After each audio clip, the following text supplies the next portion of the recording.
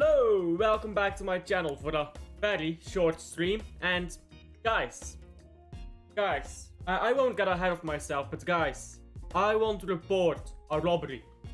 And we will get there, but I am right now reporting a robbery. Because guess what, yeah? We've been fucking robbed, guys. We have been robbed of watching JUMA, guys, for Man City. And you will see soon enough why I say that. But we will get there in a bit. Let's not get ahead of ourselves, right? Currently, Jack Grealish. There's a lot of news about Grealish potentially going out on loan, so not too interesting. This is a bit old news, but Everton is also one of the teams that would like to get Grealish on loan. Old news this, so let's move on from this. I don't know why I still had this in here. Most importantly, these two stories. Now, I think I'll start with this one, because it's actually quite a funny story. Big up to Rosa and to Oliver. Big up to both of you. Alf's #1 glazer, you know, like that, bruv. How are you two, guys? And let's read this from Pep, because it's actually delightful. But before we even get into the transfer story of the day. Pep Guardiola on next season. Prove myself that I can do it. I don't want to have those feelings that last season left. A lot of bad feelings throughout the season and all that. I'd prefer to forget that season, to be honest. When we win, the wine tastes better after. So, I believe that's a Spanish saying. Doesn't really translate well, but you get the point. You sleep better. I don't know a manager who loses games and sleeps like a baby.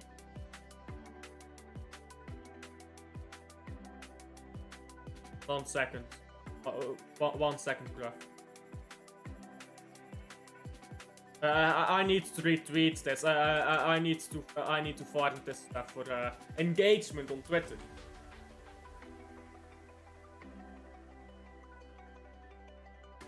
There you go. Beautiful stuff, guys. Beautiful stuff.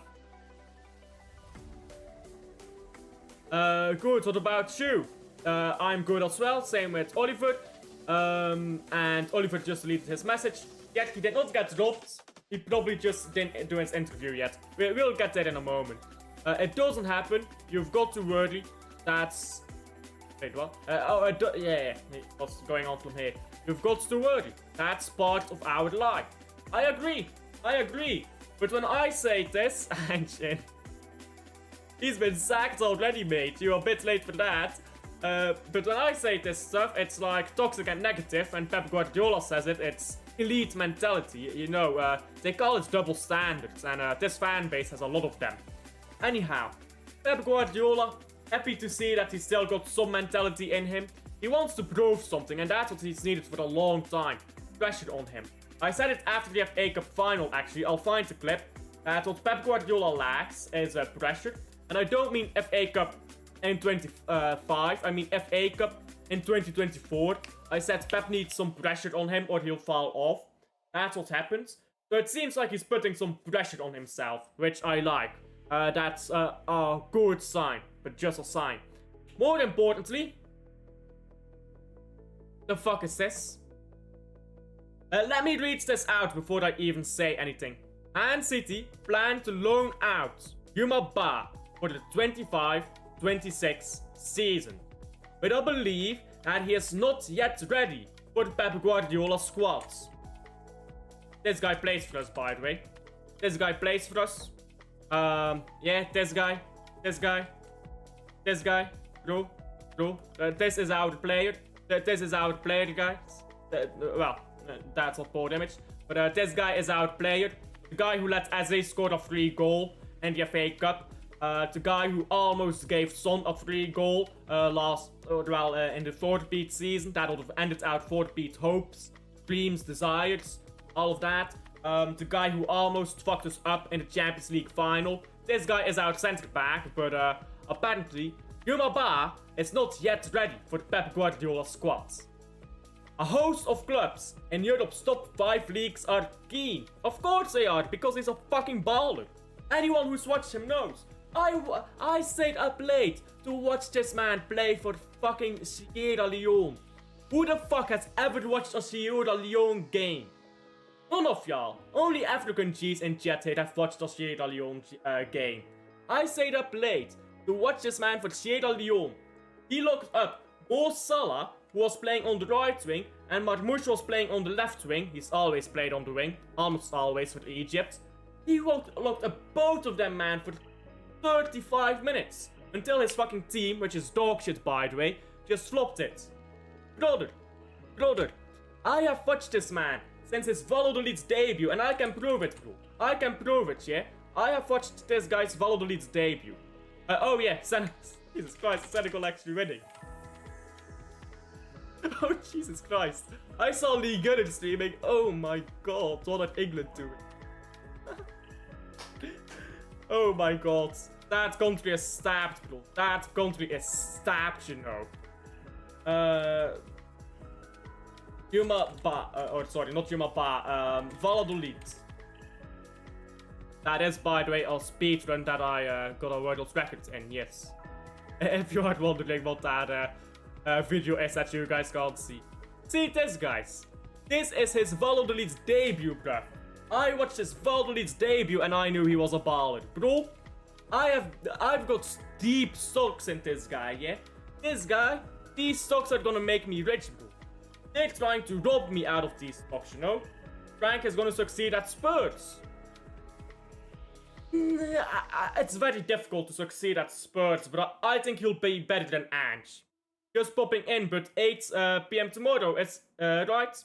8 p.m. tomorrow, big up Liam. Liam is coming on my channel again tomorrow at 8 p.m. For those who don't know, the other have Bad and Diaz, bro.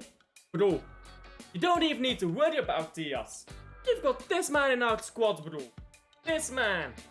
This brother. Bro, what are we doing over there? What are we doing? Bro.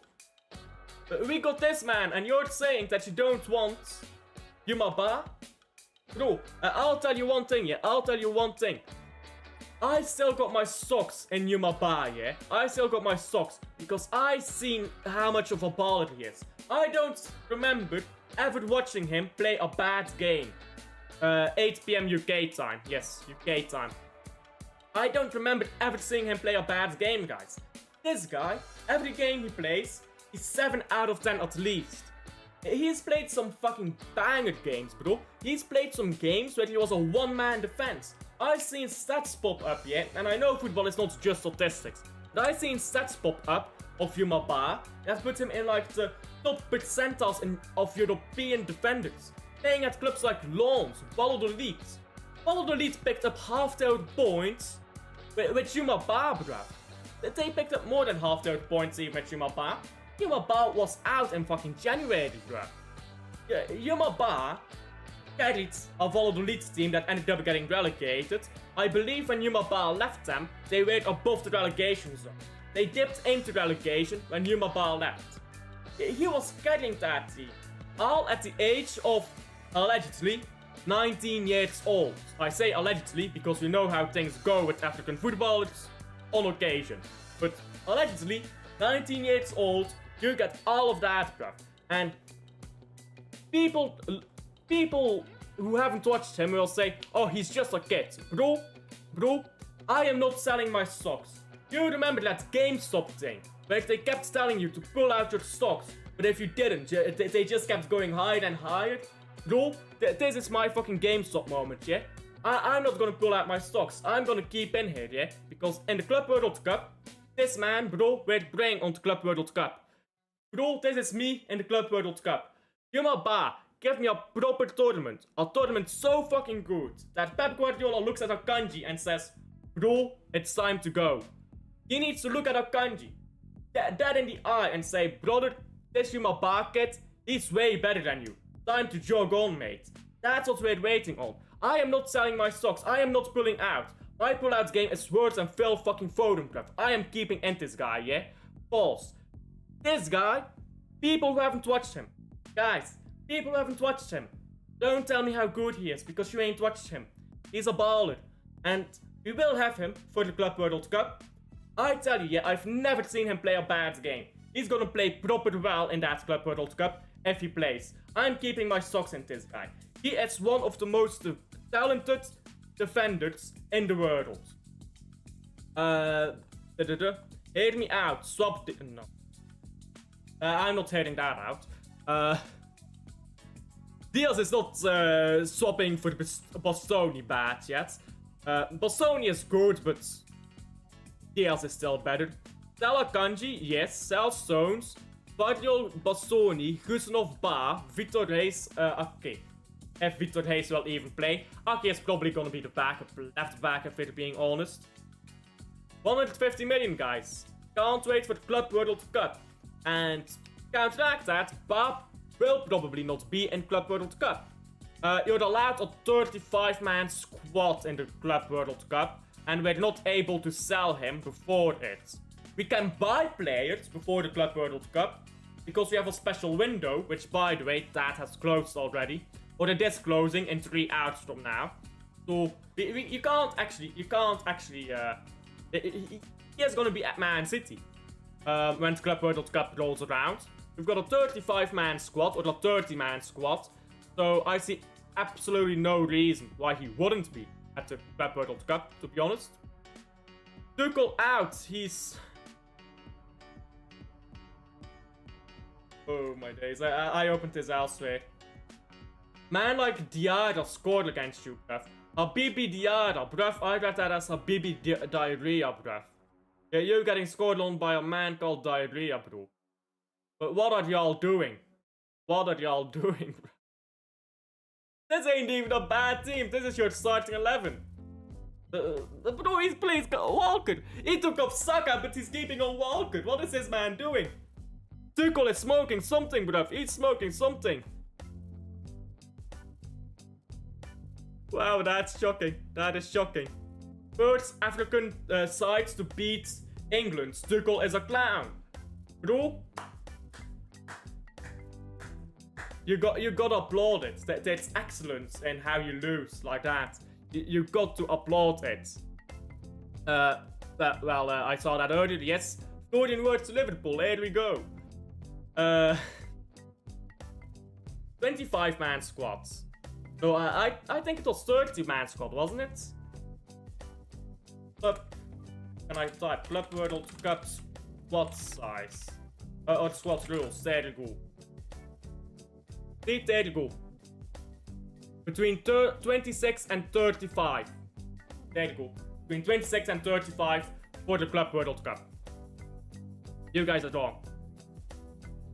It's 35. You see, I know Barbara. Between 26 and 30. You're not even allowed to take only 25. You have to take at least 26. So yeah, you gotta bring in some ballers. By the way, big up to Michael for the raid. Big up to the Michael for the raid. It's only Senegal, you know, bruv. Foden is the problem. Foden isn't even playing. Foden playing? No, he's not. What are you saying? Not even playing. How can he be the problem? If I'm right in saying, we'll still manage JUMA at Lens last season, who is funnily enough now the Southampton manager. Southampton is Wait, they got relegated. But don't give this man to a second division team. He's too good for that. So, if you loan this man out, yeah, at least give him to a proper first division team. This Tuchel football is generally to worse than Southgate, bro. Bro, it's English history. Why do you wear a white kit? Why does Tottenham wear a white kit? You don't want to wear a white kit and play in Wembley, bro. I'm just saying, wearing white in Wembley, bro, it's cursed. You don't want to do that. You guys need to change out of your white kit. You need to get a great British flag. Forget that England stuff. You need to get a great Britain flag with some blue, some red, some white in it. You don't want to be playing in a white kit, mate. You gotta cut that stuff out. Fucking shit. Sack the nation. Wait, what were the colors of the Wars of the Roses? It was a red rose, a white rose? What was the other one? There was a third rose, right, in the War of the Roses? 1 second. What roses were there in the Wars of Roses? 1 second. That rose?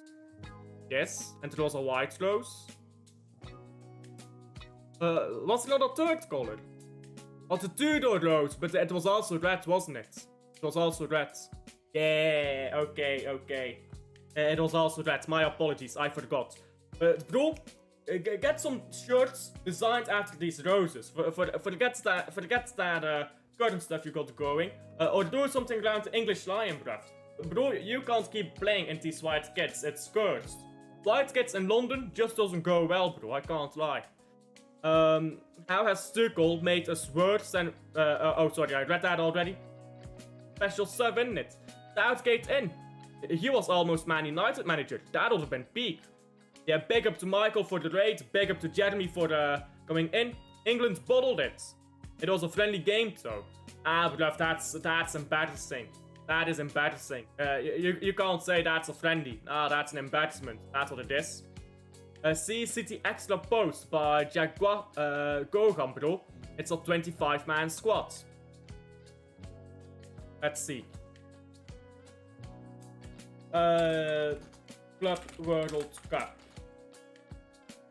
Latest. Club World Cup. Club World Cup. I see nothing about squad size. Man City have opted to largely take established players and a smaller squads to the FIFA Club World Cup, with fewer youngsters than first envisaged. Visage? How do you even pronounce that? Man City are expected to announce their travelling squad, made up of around 25 players. Well, again, you need to take at least 26. We just looked scrolls up. Club World, we just looked it up. You need to take at least 26. So, around 25, I'm guessing 26 will be it then. That is diabolical. Man City is generally fucking retarded if they're not taking opportunities to bring in youngsters and have the veterans there as well. As at striker, an attacking midfielder. Was put striker. Bro, special ideas by special men. Somebody find Sam Allardyce. Bro, God could take over England and you still won't win shit because God hates you guys. Waste of time. I knew this guy was serious, picking Walker and Henderson. Bro, Henderson ain't even that bad. Bro, Walker, that's shocking, bro. Walker is shocking. Not Bowley in. Let's recruit all the players of Chelsea franchise and make England's Champions League Cup champions. Okay. King Charles. Sack the king, bruv. Sack the king. I ain't one for the kings, bro. To be honest, I'm anti-monarchist. But that's besides the point. Big up to Luke. Southgate genuinely overachieved with these bunch of frauds. I am now Norwegian. Bro. You gotta just switch it up sometimes. You gotta switch it up. You've got the beard, you're blonde, you are are the eyes blue. You can't really tell on that PFP. I've never paid attention to that. But I think you've got blue eyes, blonde hair, kinda lighter hair, ginger. It's close enough. It's all close enough. Blonde, ginger, lights. It's all light. So you're the perfect Norwegian. Can I join you? No. You're stuck here, Liam. You're stuck. I'm about to fall asleep and I have a small exam tomorrow. I'ma go. Good luck on your exam. Bye-bye. Ping pong out. Luke, a bit extreme, but Scandinavia is a beautiful place. Absolutely. I've actually got Norwegian ties. I believe you've told me that before. I believe you've said that before on a Blue Friday show episode, or maybe not on Blue Friday, but like after the stream ended. I believe you said that before. Luke, back that passport then. Hurry up. I'm on it. Only to watch Norway concede 5 goals in the World Cup games. Diabolical stuff, guys. Diabolical stuff. Sad times, isn't it, if you're Luke? Bro, don't get me started on Belgium. Bro, fuck this shit. We're talking about Man City. Man City is on the upward trajectory. I want to talk about City again. I got some jest again, guys. I cooked an Arsenal fan. Mostly Prime cooked an Arsenal fan. But I was part of a panel where an Arsenal fan was cooked. So I got some confidence again, you know what I'm saying. Until I saw this news, and then I decided, why do we even bother? I'm gonna say, guys, yeah, this guy, he is better than Akanji. If you've not watched him, I don't care about your opinion. That's simple. If you ain't watched him, it don't matter. I seen this guy's Valdovid's debut, he was fucking rock solid. I seen this man play multiple games, including Sierra Leone. I never seen him play a bad game. I seen him top class performances. If Pep Guardiola does not want this guy, just because his passing is not up to speed for Man City, bruv, you could put this man next to Guardiola and you're gonna complain about his passing. Bro, you put this man in Man City right now and you play him 5-10 minutes at the end of games. You put him in training. You play him 20 minutes. He will improve on that passing. If passing is a problem, yeah, bring him in now. He will improve. Give him 20 minutes at the end of games. Play him next to a good passer such as Guardiola, and you'll have a very, very good centre back there. And then Kusanov can rest Guardiola, and then JUMA will be resting Diaz. Bro, I'm just saying, yeah. If passing is the problem, because I reckon it is, that is a dumb reason not to include him in the team. He can rest any centre back at Man City. He's just that good. That good. And he's got the physicality, man. He'll bully any of these strict strikers in the Premier League. Bro, I want to see this man up against Haaland. Bro, I want to see this guy fight against Haaland, bro. Because that will be a good fight. There's no reason, yeah? He's rapid too, by the way. He's quite rapid. No reason not to have this guy in. I don't get this. So, loaning him out to Southampton, are they taking the piss, bro? Are they taking the piss? I hope this is fake news. I don't know who's reporting on this, but I hope this is fake news. Daily Express, these guys. So I hope this is fake news, guys, but it ain't looking good right now. It ain't looking good. What is looking good, however, is this guy. Ryan Cherky has just signed. So, some new news there. Not really, but we've got Cherky now. And I suppose to round up, Norway went to the fjords last summer. So much better than here. Bro, those Norwegian fjords are fucking... Bro, Norwegian fjord. How do you spell this? So look at this shit, man. Look at this shit, bro. Bro, this looks like fucking paradise. You know when they draw maps of heaven? This is what they draw, bro. This is what they draw. Bruv, it's like it in paradise. How is this even the real world, bro? How is this even the real world? Bruv, I would kill to buy a fjord. Like, bro, buy a whole fjord. It's mine now, bruv. I'm gonna put a hut there. You see this place? You know what this place needs? It needs a fucking hut.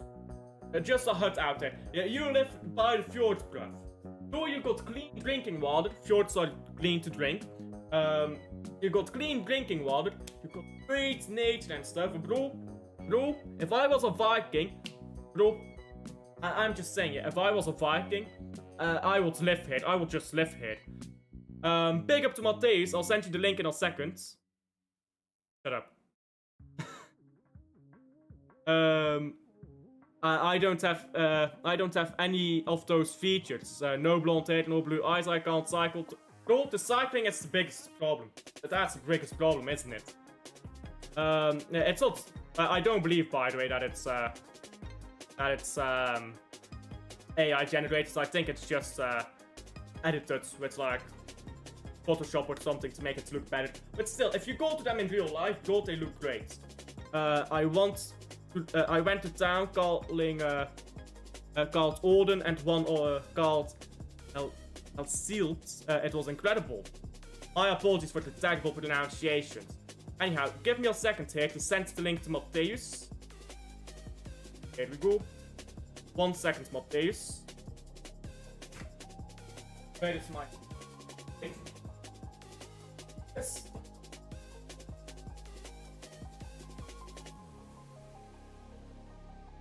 Matthäus, where are you at? There you are.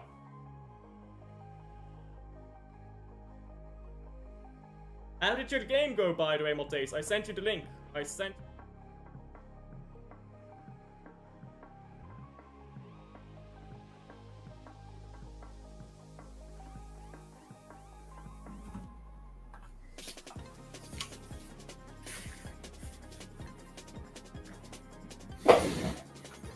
There you go.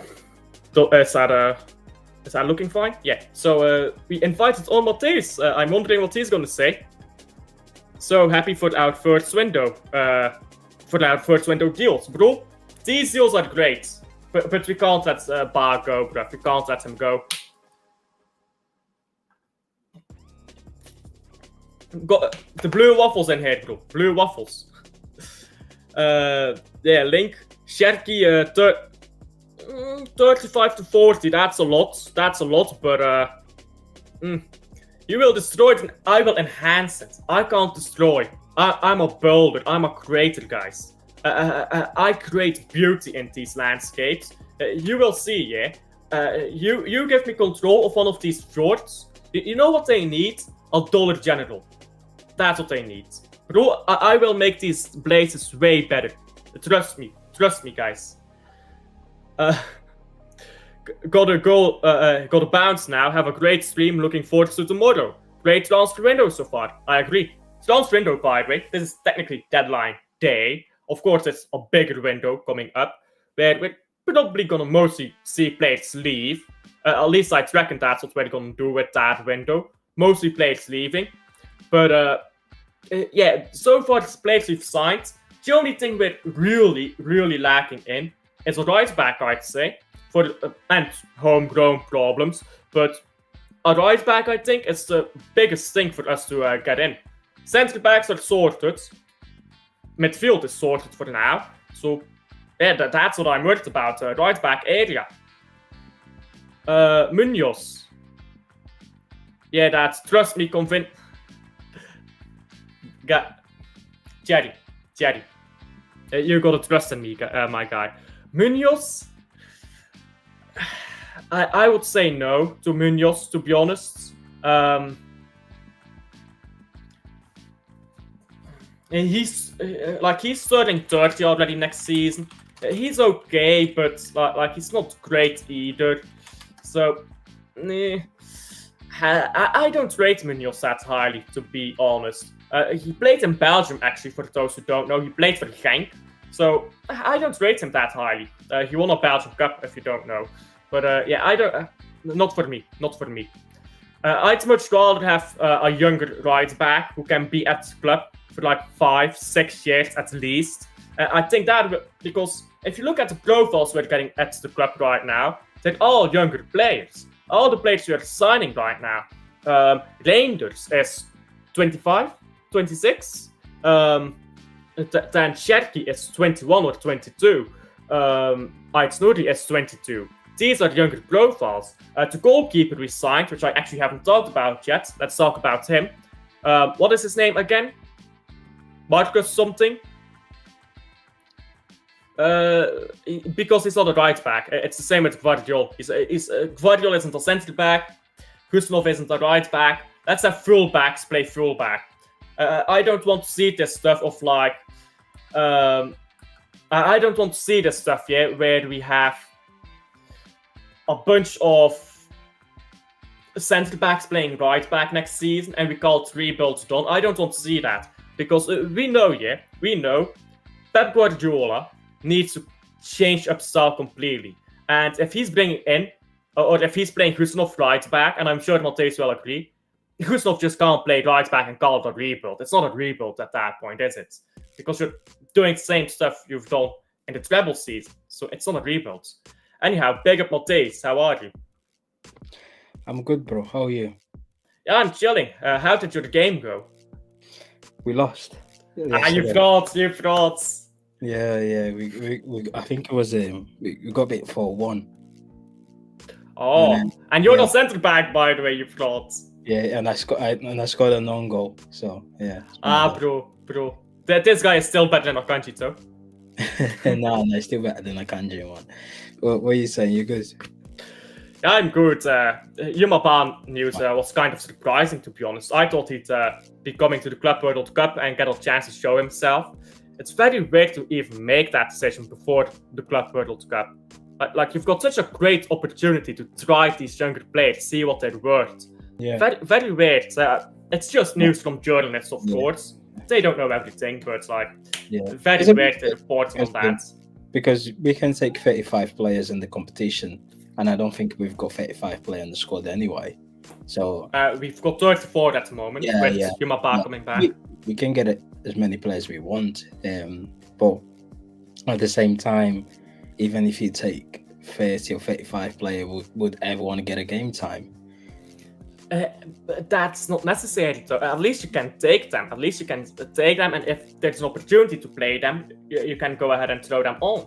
But that's not. You can't hurt them by taking them. You can't sell them yet, anyhow. You can't sell them until July.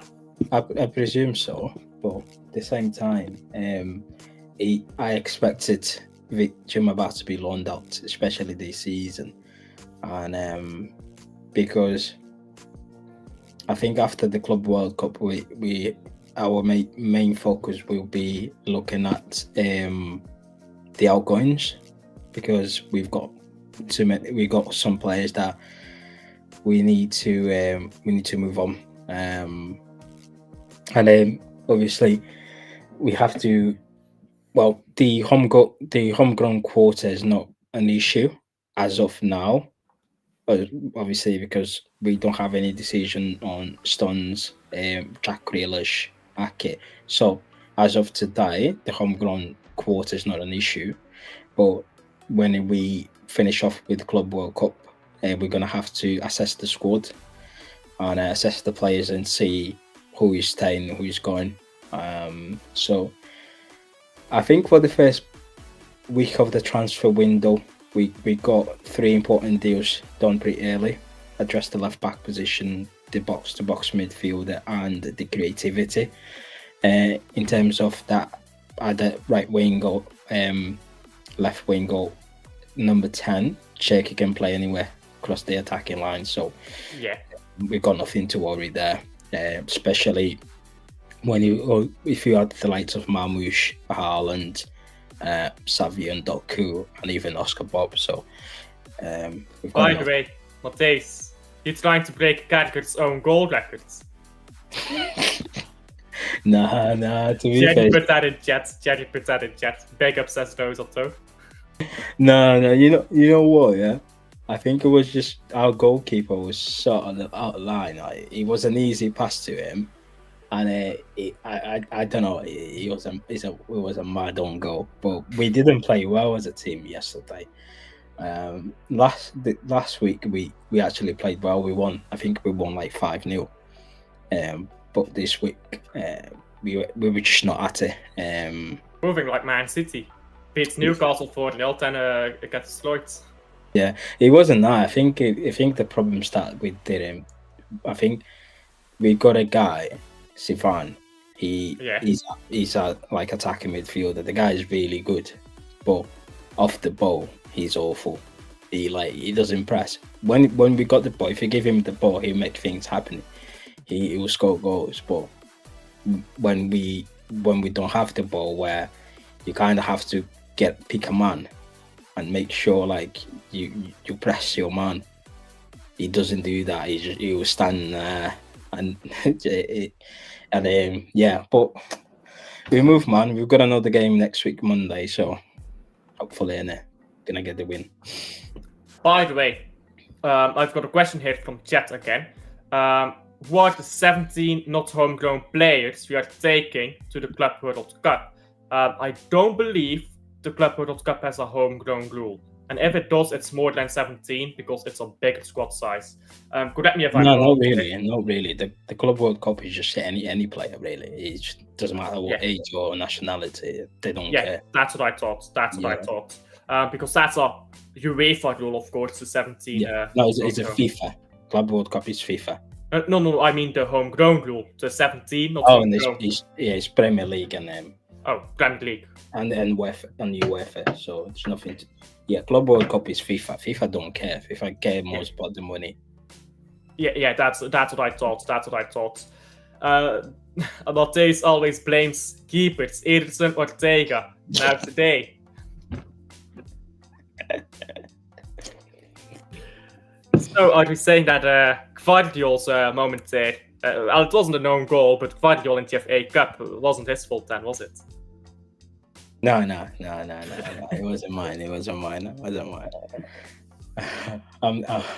I'm the best player, bro. Do you know what I mean? Yeah, you gotta grab yourself, of course. Pep loves Akanji. He's gonna play him if he's fit, regardless. That's the problem. We need to get rid of this Akanji guy, man. Bro, Akanji, why is he even still here? Bro, why did he play this season? You know how he came back, and you said this all along, didn't you? You said that a while ago. You said Akanji is going to come back, and Guardiola is going to go into left back. And that's what happens, bro. Why? He's not even that good. He's not even been here for that long. He's had one good season, it's treble season. And even then he's had shaky moments. But he's not that good. And he's not been here for the time. Why does Pep keep playing this guy, bro? I don't get it. I think Pep said it in a press conference that the players that he's willing to let them go are the ones that are less available throughout the season. And the past 2 seasons, last season, Akanji was the only defender apart from Vardio. He was the only Vardio played left back last season, so Akanji was the only central defender that was available from game 1 to 38. Yeah. In the treble season, when he was also available from game 1 to 38. This season, he picked up a few injuries then and there, but everyone picked up an injury this season. So the reason why he's staying is because of his availability. And Pep Guardiola likes him, so it's going to be really interesting what we're going to do with the likes of John Stones and Ake. I don't think Stones is going to leave this season. I don't think Ake is going to go this season. Bernardo Silva. See, the problem is we brought in three foreign players. Yeah. And and the whole fan base and the names that the fans are linking to exile are homegrown players. Mostly, yes. Yeah, most of them, and I've worked out the other day, and I mentioned that there's 2 players going out contract, which was Scott Carson and JUMA Simsapusi. So if Scott Carson is leaving, that's an I talked about with Paddy the other day. If Scott Carson is leaving, we've got one homegrown player down. So we replaced with that Chelsea fella who's English. Funny enough, his name is weird. His name is like Italian, but so that's why Scott Carson was at the football club for so many years. He wasn't there to play football. He just to fill up that homegrown club, the Premier League. And we brought this third goalkeeper in from Chelsea to do the same thing. That's why Marcus something. Yeah. So it should be interesting, bro. Should be interesting, isn't it? Well, I got my own thing here that I made a while ago, which assumes that we got Jetki, the Rangers, and Ait Nouri, which ended up all happening. So let me quickly share my screen here and show you this. I might have shown you this before, I can't remember, but it's still interesting to look at because homegrown, a lot of people are like not paying attention to it, and I get it because like the club will probably sort it out. The club is not gonna commit suicide here, let's be honest, but mysterious stuff can happen, mysterious stuff can happen. So and maybe just to understand why we're doing certain things the way we are. Here we go. What on earth is this? This is our homegrown stuff right now. This is our squad right now. So we currently have a squad size of 31, but that's not counting Ait Nouri and Jetki. So that goes up to 33 with those 2 incoming. We have 19 not homegrown players. 19 not homegrown players. Yeah, But I've got there are more players that you missed out in there. Obviously, they're not being part of the first team. Yeah, they're but still if they're part of not the squad. part of the first team, they don't matter. Yeah. Yeah, I heard you. See, that's the issue. The problem is people saying, "Oh, Kyle Walker." So what are we going to do with Kyle Walker? Because people are saying, "Oh, Kyle Walker is not going to be here. He's not going to be here." Yeah, you're not take Kyle Walker to the Club World Cup, which is just one competition. As soon as that competition ends, he's going to be on the training ground because that's his job. That's what he's getting paid to do, to turn up to work, whether he's playing or not. That's a different conversation. But at the end of the day, when it comes down to every Friday, 180k a week is hitting Kyle Walker's bank account, and it's coming from Ansett, whether you like it or not. Do you know what I mean? So, I feel like, see, I think we're gonna have to learn that players like Victor Reis and Echeverry. Really. Who do you think is being loaned out to Lyon? Because you're saying about loaning them out. Lyon, I would imagine, it's probably gonna be Divine Mukasa, to be honest, because he plays in a very similar position and he might start to need minutes. So if it's not Divine Mukasa, it's Echeverry. It's one of them two. But I don't think we're going to loan out a centre back to them after taking Shetty. I think we're going to give them someone in the same position. I doubt it's McAtee, because McAtee is going to be sold, I believe. We can get money out of him. Silva, I very much so doubt. So he's not even the same position. So I'm not sure who else, other than Divine Mukasa from the academy or Echeverry, it's going to be that we loan out to them. I think it's going to be Echeverry. Yeah, that's what I feared as well. Because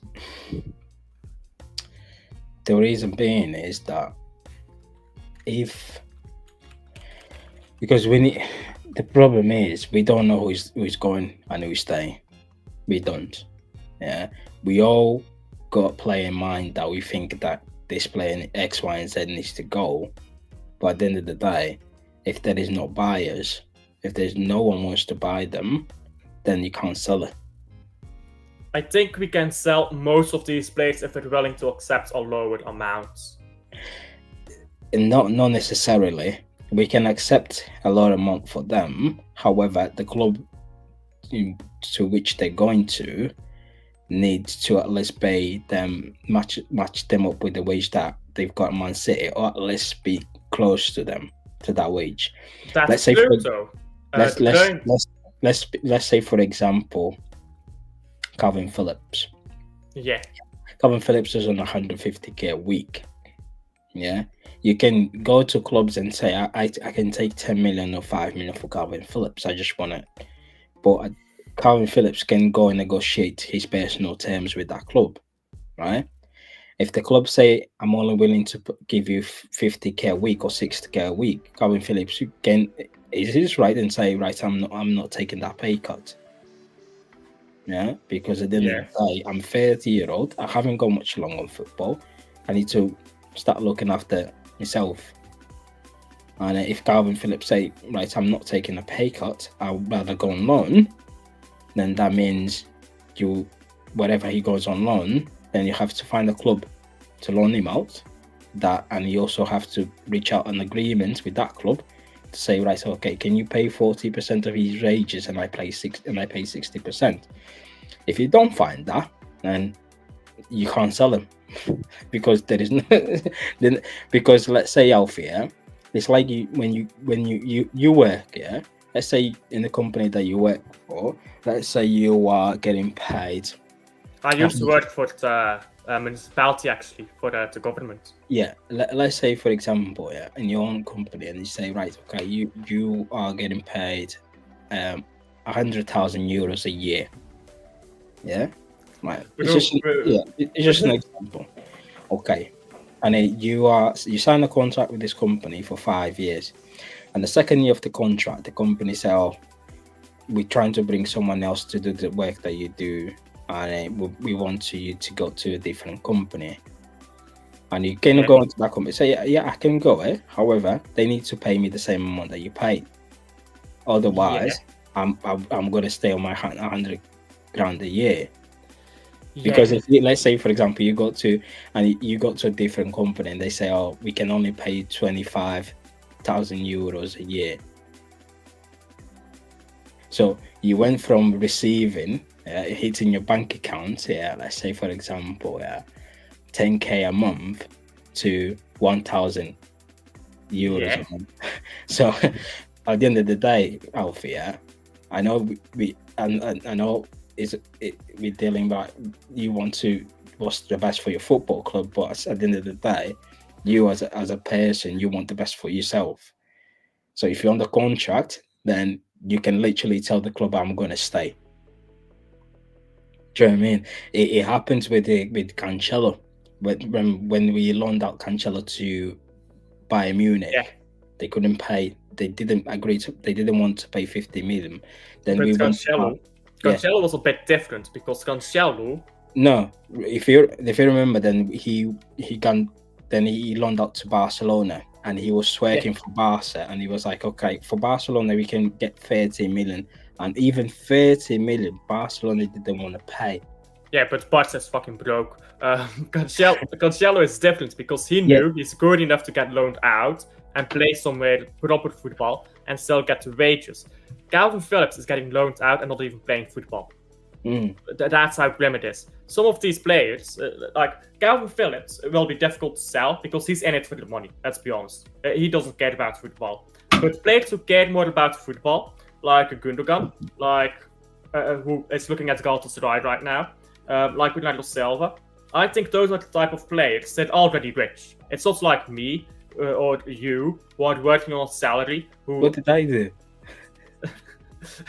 But it's not like us. It's not like us where we need to work our entire life to get around.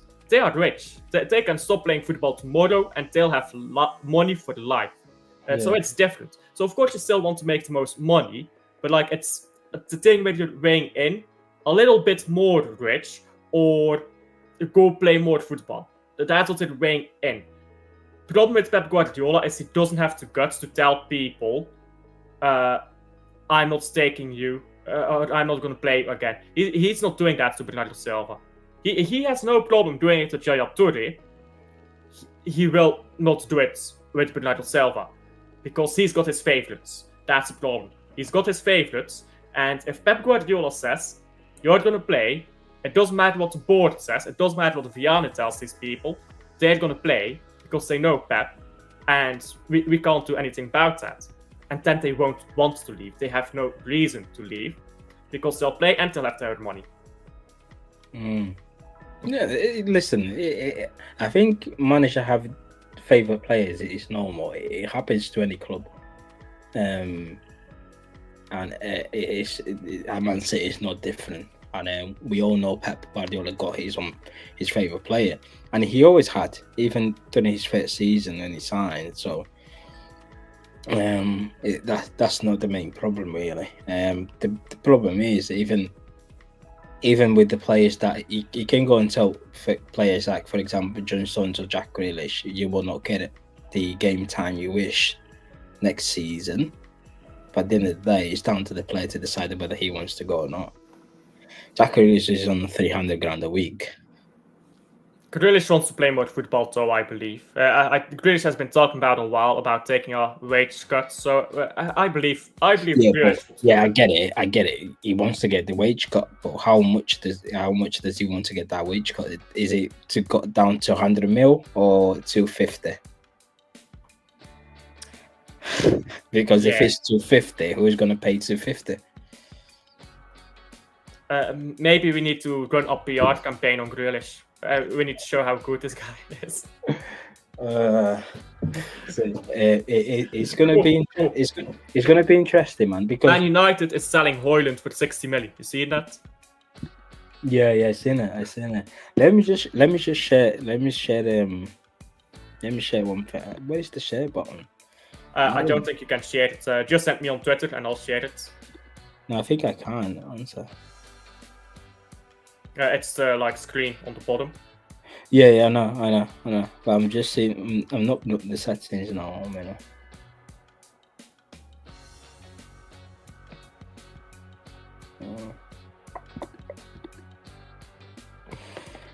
yeah. But it's one of them. I'm just finding a way to share that answer. Yeah. By the way, who do you think we need to get as right back? Because I see like a bunch of names being thrown around. Now, my first pick is still Livramento. I'm not sure about you, but should we not get Livramento? Because that's obviously going to be difficult. I'm thinking like a type of Aina type of player. Had a good season at Forest. It's pretty good defensively, and it's homegrown. I think our right back has to be homegrown because otherwise we are going to start getting into a homegrown issue when all these homegrown players start leaving, like Grealish, like Stones. Should we be able to sell them? Yeah, I'm not able to share. Let me send that to you on X. 1 minute now.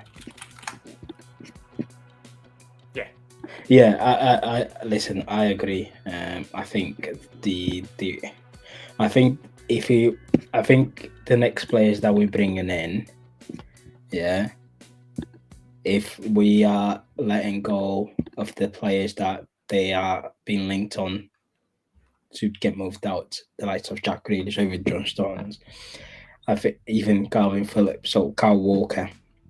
Yeah, I think the players, our next transfer window needs, our next two signings, there needs to be an English player, unfortunately. Whether people like it or not, it has to. Yeah, and you don't overpay sometimes for English players. Yeah, it has to. I get it. Everyone wants these international silky players and whatnot, but at the end of the day, we've got no space. There isn't much. Listen, I wanted Rodrigo, but at the same time, I know it's going to be really hard to obtain Rodrigo. I think let's go off Doku. Maybe you can make it work. Yes, it can do. It can do that. No, 1 second. I need Doku to leave, man. He keeps getting hyped for the Belgian because he's a fucking Man City player. Bro, he's terrible. He's terrible, bro. There's 7 Belgian wingers better than this guy, by the way. There's 7 Belgian wingers better than Doku. But Doku keeps getting called up because he's in the big league. Like, bro. I don't... Sorry, come again? What do you mean? Bro, this manager here never watched the Belgian league when he got the role. He got the role of Belgian manager and never watched the Belgian league. So he doesn't know any Belgian players. He's just calling up the popular ones like Doku, like Lukaku still, De Bruyne, Trossard. But what else is he gonna call them? A lot of players. You can call it Vermont, who had just had a great season and is young. You can call it Adriano Bertolini, who had a great season. Castro Montes, he called up Lucky Bakio to be fair, but he's on the bench. Bakayoko. There's a bunch of players who are available, and he just doesn't call them up. Which Bakayoko from Chelsea? Well, he played at. He didn't play for Chelsea, but which one is Bakayoko then? Bakayoko is he's currently at a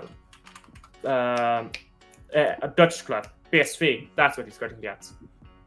Oh yeah. On team. Is he Belgian? Yeah, he is Belgian. He's from the Bruges Academy, actually. Yeah. But bro, he's got no more other players to pick from. What other players is he gonna pick from?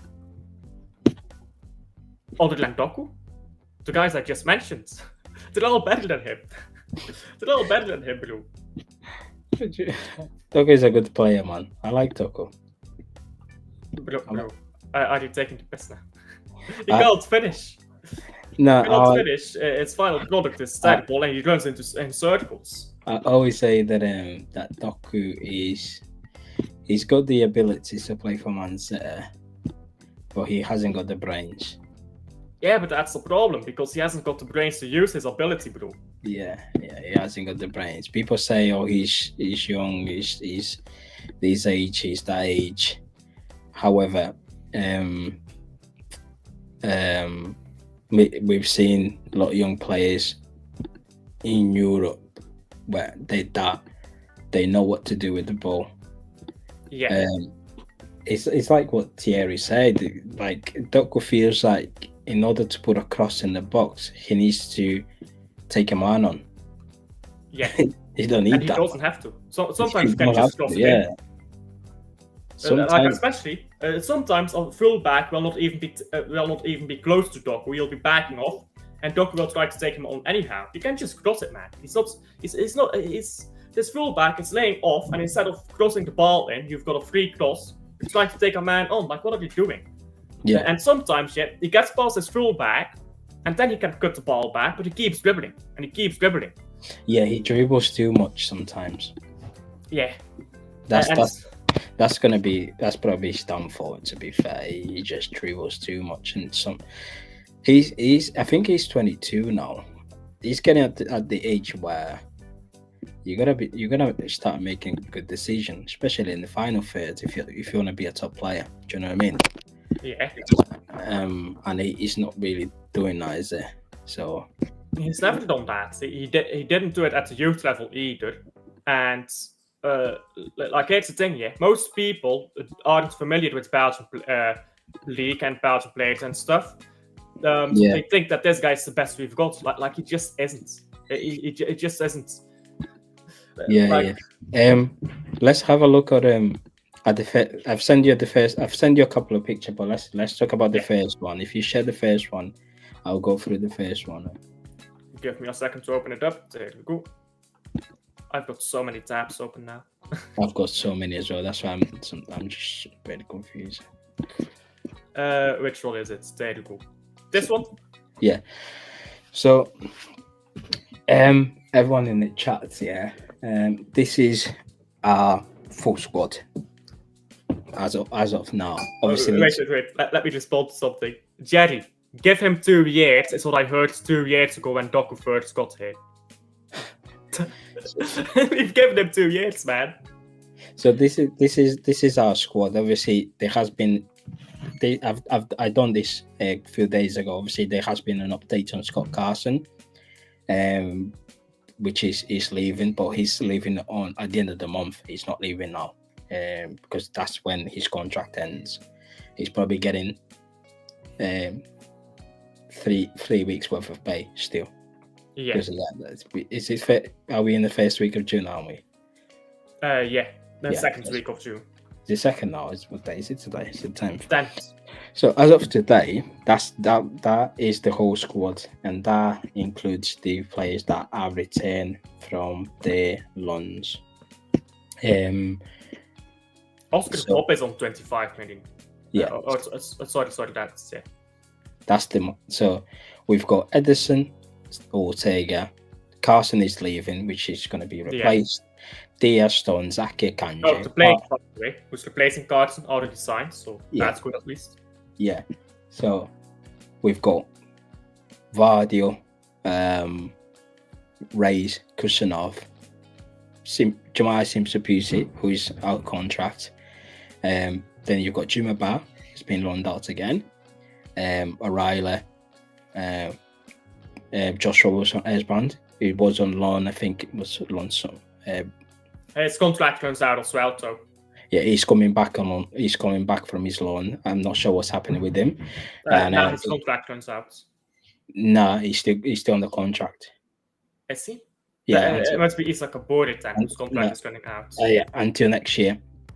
But he wasn't. He was playing for under 21, but because he's 22 now, he can't be on under 21. He needs to be in the first team squad. That's why we had to loan him out at the beginning of the season. Then you've got Rico, Carl Walker, Isaac Kabure, Nunes, Phillips, Rodri, Nico, G, Kovacic, Gundo, Makate, Bernardo, Echeverri, Doku, Grealish, Foden, Savio, Bob, Marmouche, and Haaland. That's 33 players. Yeah.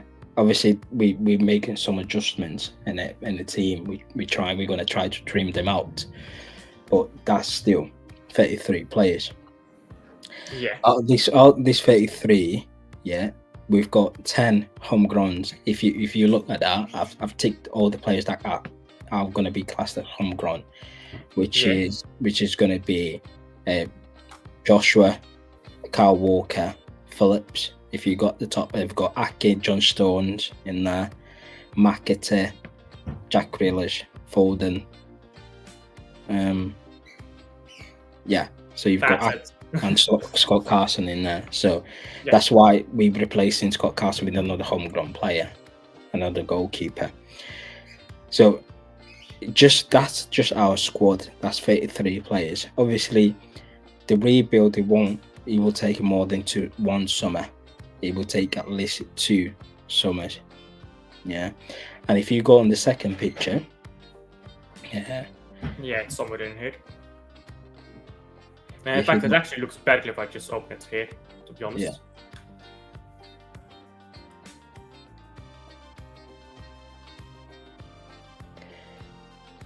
Oh, wait, can you not see that? Okay. No. Oh, there you go. I forgot to move it. There you go. So, if you go on the second picture, that's the outgoings. That's basically the players, that we want to get them moved on, or at least sell them. John Stones, that's not just this window. That's at least the players that within the next 2 transfer window, within the next 2 summers, we have to get them gone, right? In order to actually rebuild the squad, and that includes John Stones and Ake, Walker, Issa Kabore, Joshua. I think them 2 are out contract this week, this season actually. I'm not sure. Then you've got James McAtee, Jack Grealish, Ilkay Gundogan, Bernardo Silva, Calvin Phillips. Jamai Simpson is gone. He's not renewing. He came out and said he's leaving. Yeah. Scott Carson is leaving anyway. Which is, by the way, again, a player you could have sold. Yeah. Well, how would you sell him? He only came really appeared this season, and that was his last season. Bro, we've sold players who never played for the first team. No, he was playing in the academy. Yeah, but we've sold players in our academy that never played for the first team before. So I get it. But the intention was he was doing well for the academy this season. It was get him a new deal, 3-4 years, and then sell him. Yeah. To get me. But in order to sell and make some money, he needs to be under contract. And then obviously you've got the Vito Reyes and JUMA, the new signings. Obviously we have to loan them out. But 12 players out of 33, they need to go. Either between this window and the next summer transfer window, which is Calvin Phillips, Bernardo, Gundogan, Grealish, McAtee, Kabore, Josh, Walker, Ake, Stones. Yeah, obviously we might include the 2 goalkeepers in there and make it 12. You know what I mean? But yeah. And see, if you look at that, the outgoings, we have 8 homegrown players on the outgoing list. Well, to be fair, Calvin Phillips wasn't here anyhow. Neither was Esbrand. So Carl Walker wasn't here either. I don't actually think Ake leaves, to be honest. I think he'll stay 1 more year. Just because he is homegrown and he can play backup left back. And if you're a backup, you don't need to be as available. Because if you're a backup, you're playing way less minutes. So you're not going to get injured as quickly as well. So I actually think Ake can stay 1 more year. And then you sell him and you go get backup left back. Stones probably leaving. So because Johnston is going to his last year of the contract and he's on the 250k a week. Yeah. So 250k a week is a lot of money. See, that's where we should not really expect that many outgoings this season from the players that we want unless I think what the club can do is try to. I know we know Jack Grealish is not part of Pep's plan, so we need to make a decision on Jack Grealish. And but I also feel like Kund and Bernardo, we need to try to sell them, at least try to sell them this season, because the 3 players that we brought in if you look at the incomings, are Nouri, Reinders, and Cherke. Yeah. Which Reinders can replace Gundo. Yes. And Cherke can replace Bernardo's minutes. Yeah, I agree. So we don't really need Gundo and Bernardo in that. Consider they not really been effective in games. So rather than keep them, because between Gundo and Bernardo, that's £500,000 a week. Yeah. It's just in wage. That's Haaland's wages a week. That's Haaland's wages for 2 players that are top earners. Yeah. So it's going to be really interesting. So the reason why we managed to get rid of Kyle Walker and didn't affect our homegrown quota is because in September, when the Premier League, when the transfer window shut down in September 2024, James McAtee was 21, so he was still under that 21 rule without being registered. When Kyle Walker went to Milan, James McAtee was 22. Obviously, James McAtee didn't need to be registered because the first registration when the season started, he was still 21. Obviously, even in January, he didn't need to be registered. But what the club did, okay, Kyle Walker is gone. James McAtee is not 22. We can add James McAtee in that Kyle Walker spot for the homegrown. Yeah. So that's why when you say, "Oh, we don't count Kyle Walker," we still have to count Kyle Walker in there. So because if James McAtee goes, which is looking like he's going, and Kyle Walker goes, then that's 2 homegrown players. That's 2 homegrown slots that you need to replace only with 1. Does that make sense? Yeah, I get you, but you need 7 homegrown players, right? It's 8. 8. Did it change? Wasn't it 7 in the past? No. It's always 8. 17 foreigners, 8 homegrown. That's 25-man squad. No, you're not required to have a 25-man squad, though. You're allowed a maximum of 25. Yeah, the maximum is 25. Yeah. But I believe it was 7. I guess I'm wrong. But 8 needs to be homegrown. Okay. So 8 need to be homegrown. My apologies. So, if we count right now, we've got Foden already. In fact, let's go back to this first image. We'll be able to see it. I've got it. I'm gonna send you the another one. 1 minute. Let me just. So we've got Oscar the Bob. That's 1. We've got Foden. That's 2. Wait, I'm gonna. Yeah, I think I've got it. Give me 2 seconds. I'm gonna send that to you now. So that's what the score. Nathan Ake, 3, and then the goalkeeper that replaces Carson is 4. Of those that stay. Rico Lewis next season if he stays. I'm not sure about that though.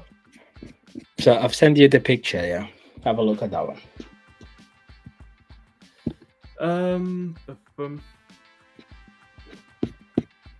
Let's open this. So, do you know when I mentioned the outgoings? You know the outgoings picture, yeah. Obviously, there was quite a lot of homegrown players that we need to get rid of within at least 2 transfer windows.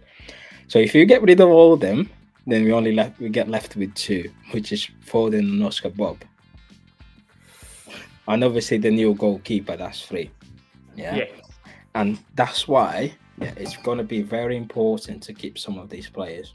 I think Johnston is going to stay, and Ake. I think Johnston is going to stay for the I think we're gonna keep him. Can we not register? No, he's 21. He's 21. Okay. Yeah. Yeah, I was gonna say O'Reilly, but he's 21.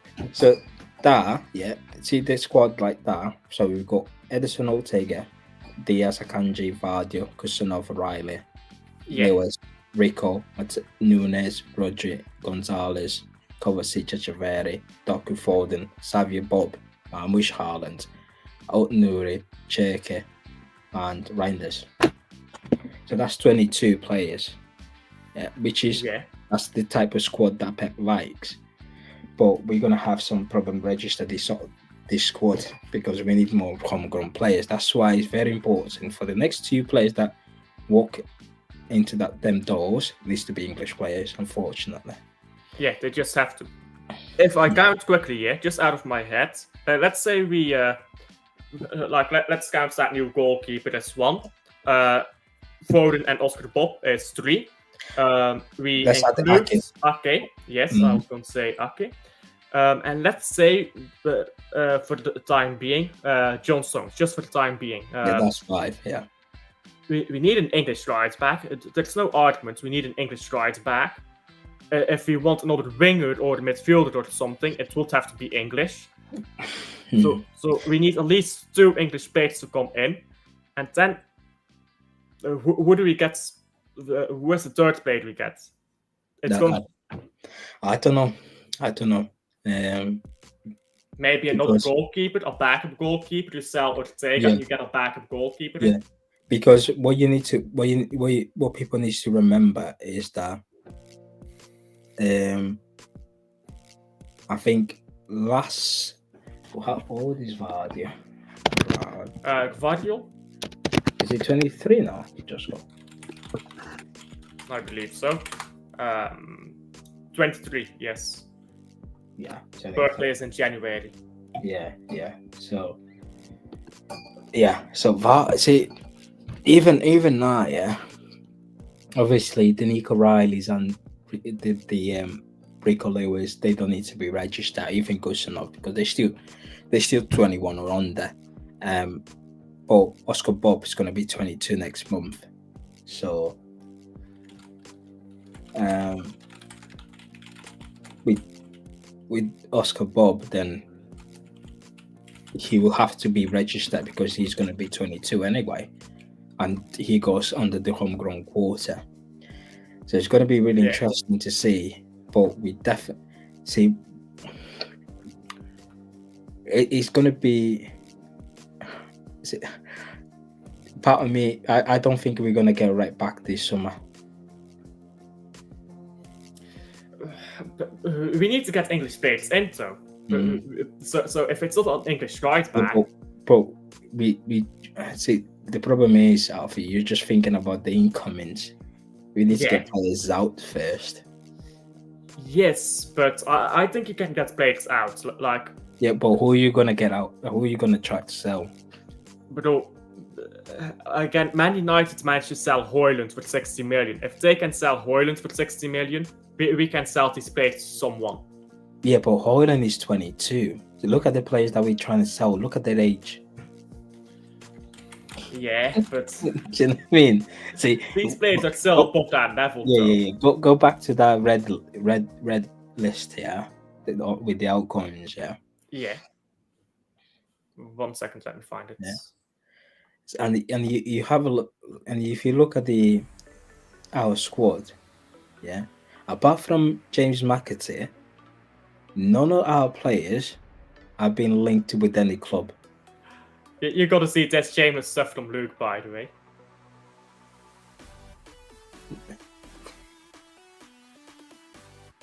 Yeah. I've seen it. I'm reading the comments. See. None of us apart from James McAtee, on that red list, none of our players have been linked with any single club. None of them. Let's see here. Who do you have in reds? Phillips has been linked. Phillips has been linked. To be fair, with Leeds, but look at these players and look at the their wage is mad. Because you know what the thing is, yeah? Jack Grealish came in, got insane wages, and everyone wanted to get more wages. Because everyone was looking at Grealish and was like, bro, why is he getting that money? I want that too. But whose idea was it to get Gundogan back on that wage, man? Whoever decided to put Gundogan into that wage, yeah, sack him. Because I keep hearing people say, "Oh, we're not selling Gundogan because we promise him his coaching badges." Really? Coaching badges? Wait, why does Gundogan needs to be on contract to have a coaching badge then? If Gundogan wants his coaching badges, mutual agreement, end the contract and get a contract as a coach. It's because this fan base is full of bullshit, man. They will say any shit just to appear relevant, man. They will say anything. Yeah. Then Arsenal say that with someone. They were talking about someone to get fast-tracked into a coaching role, and then they left the year after. They did that with someone. I can't remember who it was. Was it Xhaka? Can't be, right? See, and look at him. Yeah, you look at him. So you've got John Stones, and then you've got Gundogan Bernardo, and you've got Jack. That's over one.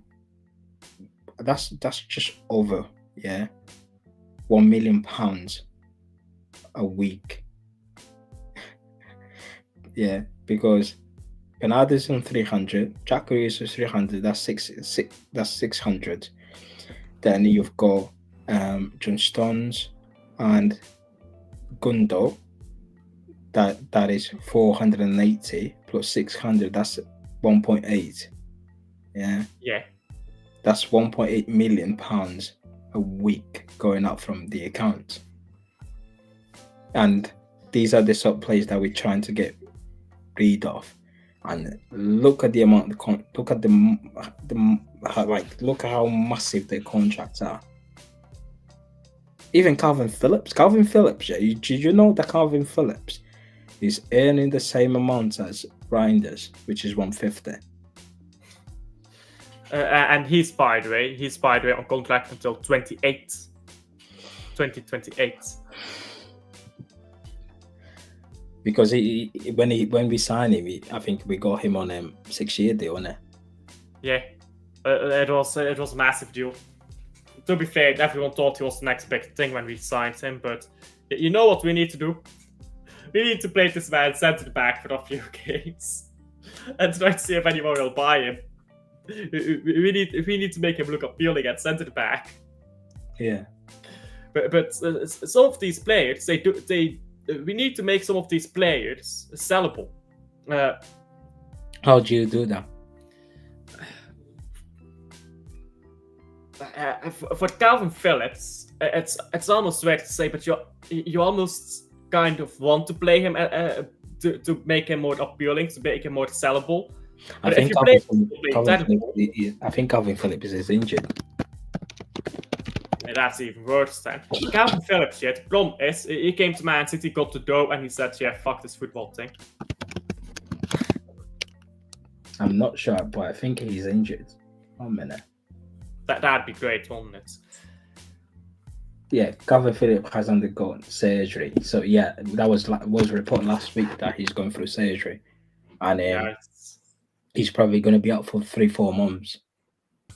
You know who? Yeah, even on loan. Yeah, who's going to take a player that is injured, that is going through surgery, just on loan, and you have to pay him his wages. So not all of it, but part of his wages.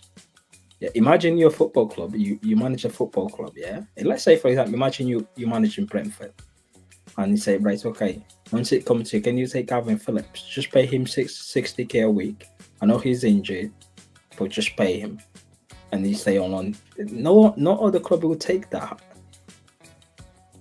We're stuck with a lot of these players, yeah, but like, so we need to find ways to sell them. Like, some of these guys, make the fee so ridiculously small, yeah. Like Bernardo Silva, for example, make it a really small fee and say like, you pay like a bonus to this guy. so that he will take smaller wages, pay like the wages and bonuses like a transfer fee. Yeah. So what happened is what most of the football clubs they do these days. I think Chelsea's going to do it. I think Chelsea's been doing. They started doing last season for this season. So they will sell the player. Let's say, for example, we can manage to sell Calvin Phillips like for 10-15 million, yeah. And then let's say we sell him to Leeds, and we can negotiate with Leeds and say, right, okay, we can pay 40% of his contract up until 2028, but he's your player. Literally, just buy them out of the contract. We can do the same. The problem is, Calvin Phillips is all. We can do that with Calvin Phillips, which is we can pay him 40k and Leeds pay the 60k. No, we can 40%. We can pay 40%. Leeds pay the 60%. However, with John Stones, it's different. It's 250k. with Jack Grealish, it's 300k. Let's say Jack Grealish get linked to Tottenham or Newcastle. They will not pay Jack Grealish 300k. They can tell Man City, we're not paying £50 million that you asking. Just because you bought him for 100 doesn't mean you can sell him for 50. Especially in 2025, where Jack Grealish is just non-existent, really. Yeah. So, but what we need to do with these players is we need to, like what Barcelona basically gets to us with Gundogan. Why did we give Gundogan these high wages? Because we got him on a free. So that's what we need to do with these players. So we need to get these guys here to get their contracts and lower wages. Barcelona terminated Gundogan's contract and pay him his compensation. No, they agreed mutually to terminate the contract without compensation. That's how it went. Because Gundogan wanted to leave Barca and come back to City. And when City gave the green light for Gundogan to come back, that's when Barcelona terminated to get with Gundogan. Yeah. But listen, it depends on the person, doesn't it? Yeah. Obviously, not every player can do that. So, listen, people were saying, "Oh, Kyle Walker is going to go into Milan. It's only 5 million. I think Milan is going to activate that." A month before his loan was supposed to end, Milan told us, "Nah, we're not buying him. We're not buying him." Bro, imagine being so shit that AC Milan and 8 says we don't want you. Yeah, exactly. So, it's a conundrum, man. It is a conundrum, and we put ourselves in these situations, and we just have to get on with it. And if Kyle Walker's 35, Nathan Ake is 30, John Stones is 31, Grealish is 29, Gunder's 34, Bernardo is 30, Calvin Phillips is 29. Yeah. These are players on a massive contract at the end of their careers. They want to make as much money as they can whilst they've got this contract, because they're not going to get in this contract anywhere else, especially with that age. Yeah, absolutely. I agree. But what do we do, man? Bro, you know what we do? Let me show you what we do.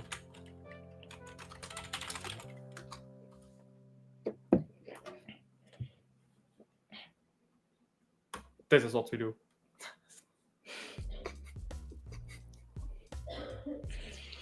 Yeah, because this is where Atlanta, bro.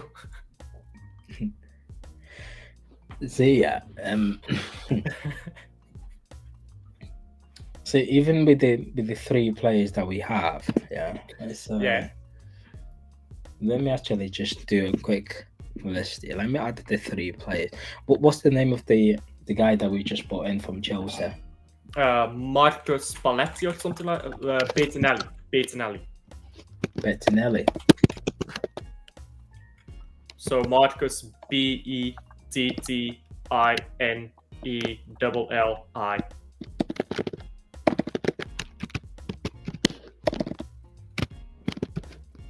Why does your keyboard sound like that? Is it? Yeah, is he a Chelsea player now? He was a Chelsea player, yeah. we become like Arsenal, get his Chelsea scrubs. But he's for third place. I don't care how bad a goalkeeper is if you get him for your third choice. Yeah, He's Scott Carson, basically. It's basically just to fill up the homegrown quota, then. Yeah, he's got Italian ancestry. I believe his father was a footballer, wasn't he? Was it? Yeah, I believe so. I believe his father was a footballer that played in England. But am I thinking about someone else? I don't know. But I believe that's the story. But yeah, he was born in London, I believe. Yeah. On to. Right, let's add Ryan Cherky and Reinders. Who is it? Issa Kabura, what's his contract looking like? Contract. No, I think his contract expires soon. I thought it expired this year. Yeah, it expired this year. Yeah. No, expired this month. Yeah. Yes. You're right there, bro. You've got rid of someone. Yeah, we can add it. Where the fuck is he at? Yeah, let's get rid of this guy, man. His contract is ending. We not even renew it. He's a scrub. He's a proper scrub. Bro, we've got so many scrub in our team, I can't lie. So many, bro. So many. How did you get so many scrubs, bro? We keep signing players without really thinking about them because we're like, oh, well, we've got money to spend. That's what we keep doing. No, not really, because see these players, like see Joshua Kabura Isa Kabura and Joshua Wilson Esbrand, they were in the academy. But I'm saying like we've got a lot of players that we sign because we're like, why not? And then they end up flopping. Like take Mateus Nunes. Nah, Mateus Nunes is a baller, man. What you saying? Bro, Pep doesn't rate him. He's a midfielder and he never plays in midfield. Yeah, but just you know what managers do, yeah? When they don't trust a midfielder. Just because Pep doesn't rate doesn't mean he's not a baller. He's my guy. He's my baller. Yeah, man. But Grealish was also a baller at Aston Villa. Pep put him on the wings because Pep didn't trust him. No, not really. But Grealish, his last season, he played a lot of games on the wing, so. But he was always free to go into midfield, and he played in midfield a lot. So yeah, but you don't get as much the freedom that you get for a club like when you play for a club like Aston Villa is not the same freedom that you're gonna get when you play for a big club. Yeah, it's like when let's say for example, if Real Madrid goes in and buy bloody let's say. If they go and buy Vinicius, the freedom that Vinicius was getting in the team that he was playing in Brazil won't be the same as in Madrid. Of course, but Jack had a lot of freedom, and with that freedom, he went into midfield. That's what he wanted to do. He could play on the left, but he would go into midfield. That's where he wanted to be. Pep did not allow that. He put Grealish on a touchline shift. So if you're a good baller, it doesn't matter if the manager doesn't rate you. Yeah, but he could have also. I don't think Pep stopped him to sometimes go into midfield if the full back was pushing high. We've seen Riyad Mahrez going to midfield sometimes, even scoring against Brighton. Because Pep rates Mahrez. No, that's the difference. No, I feel like when in the final third, you as a player, you have to censor what position you need to occupy. But here's the thing here. Pep doesn't allow that freedom in the final third all the times. A lot of the times, he doesn't allow freedom in the final third. There's nothing to do with Pep Guardiola. It is though, because Pep Guardiola is a micromanager. He wants to control every aspect of the game. From the build-up all the way to the position half, Pep will help you to go from there. But in the box or in the final third, that's on you. You're a football player. Then why do we so often go to the wings, all the way up the pitch, all the way down the wings, and we just pass the ball backwards and we play it left to right, and we just keep going. We just keep going in a horseshoe football. The reason why we're doing that is because we've got wingers that they struggle like literally, if your winger Jack Grealish and Bernardo Silva, they struggle to take him on. They can't get a pass. They can't take anyone on. When was the last time you saw Bernardo Silva took on his fullback? He can't Why do does it. Why does Pep play wingers like that? He knows they're not going to take their man on. Because he wants them to pass the ball backwards. That comes down to team selection. Because when Doku has the ball, it goes direct, doesn't it? But when Grealish has the ball, he's a bit. See, the problem with Grealish, I feel like during his first season when we signed him, he was very shy. I'm not sure whether it was because of the step up that he had from a lower team to a big team, especially with the transfer fee. He was a bit shy in his first season. He was trying to play. He was being really reserved in his play. He was getting the ball, then he was passing backwards. I feel like the price tag affected Jack Grealish too much. Especially because even he said it. I never was a man of goals and assists, even at Aston Villa. But because I was I got here with the price tag of £100 million. People expect me to get a lot of GAs. See, that was Jack Grealish in his first season. That's not all completely true either, though, because that's an excuse. Because you look at his statistics, the 2 seasons after Aston Villa got promoted, he gets way more than he did at Man City. Yeah. See, that's on the player's mindset. If your mindset is like that, then it will affect your performance on the pitch. I play football. I got to every single game. Yeah, on Monday, my kickoff is at 6 o'clock. In my head, I'm going to that game. I'm gonna score a goal. That's what I put in my head. I'm gonna go now. Like I'm gonna score a goal. How I'm gonna score it, I don't care. If I'm gonna pass it, go past five players, I don't care. If I'm gonna shoot from outside the box, doesn't matter. But I'm gonna score a goal. See, that's players' mindset. Yeah. We've seen. If you remember during the last summer, yeah, because we've seen Grealish didn't go to the Euros, and we're seeing clips Grealish doing individual training, shooting, yeah. And people were getting excited. Oh my God, I can't wait for this version of Jack Grealish. How many shots did he take this season? He wasn't taking any shots. Why? He probably hasn't got as many as 10. Yeah, why? You were training all summer, shots from outside. To be fair, he didn't play a lot. To be fair, no. In the first half of the season, he played. Before he went to international break, he got injured, but he was playing. He was in the starting 11. Yeah, but again, he's down on the wings. He doesn't come inside, whether he doesn't want to or whether it's Pep telling him to stay wide. He doesn't come inside, and then you don't have that opportunity to take a long-range shot. Another problem I have with Grealish, this is completely on Grealish. He's too predictable. Exactly. Like you know how he just cuts inside with his right foot, and then he's going to try to shoot. Every defender knows what he's doing. Like when he takes the ball on his right foot, drags it down the right, everyone knows what he's doing. Let's be honest. But I know what he's going to do, and I'm not a professional defender. So I think I could defend against Grealish when he takes that ball on his right foot, and I'm a terrible defender. Listen, even not just Jack Grealish, even Bernardo Silva, they're so easy to defend against. Why? Where is your creativity gone? See, Jack Grealish, yeah? Do you remember when he came on against Arsenal on the 2-2? Yeah. You saw that he was being aggressive. He was taking risks. But when he starts, he's not aggressive or he doesn't take any risk. It's like he's scared. Why? Why are you scared for? Like, what are you scared? What are you afraid of? Pep? No, he's not. He shouldn't be afraid of Pep.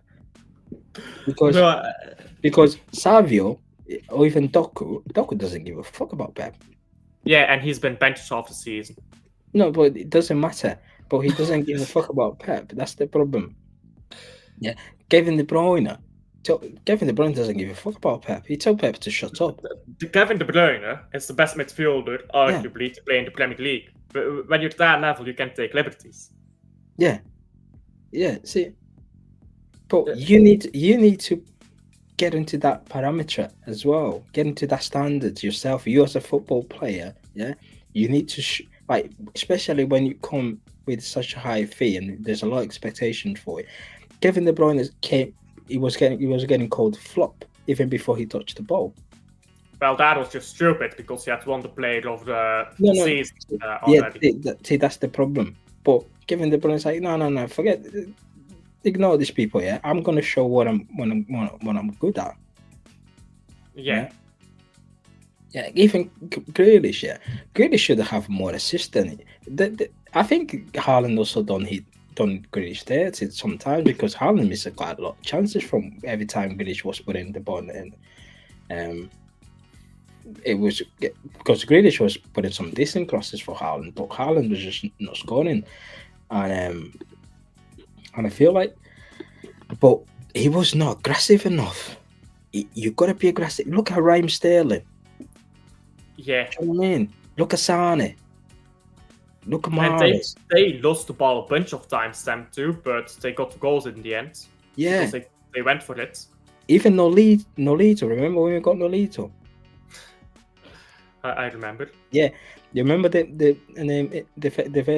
in the first half of the season we were calling him Goalito because he was scoring goals. Do you know what I mean?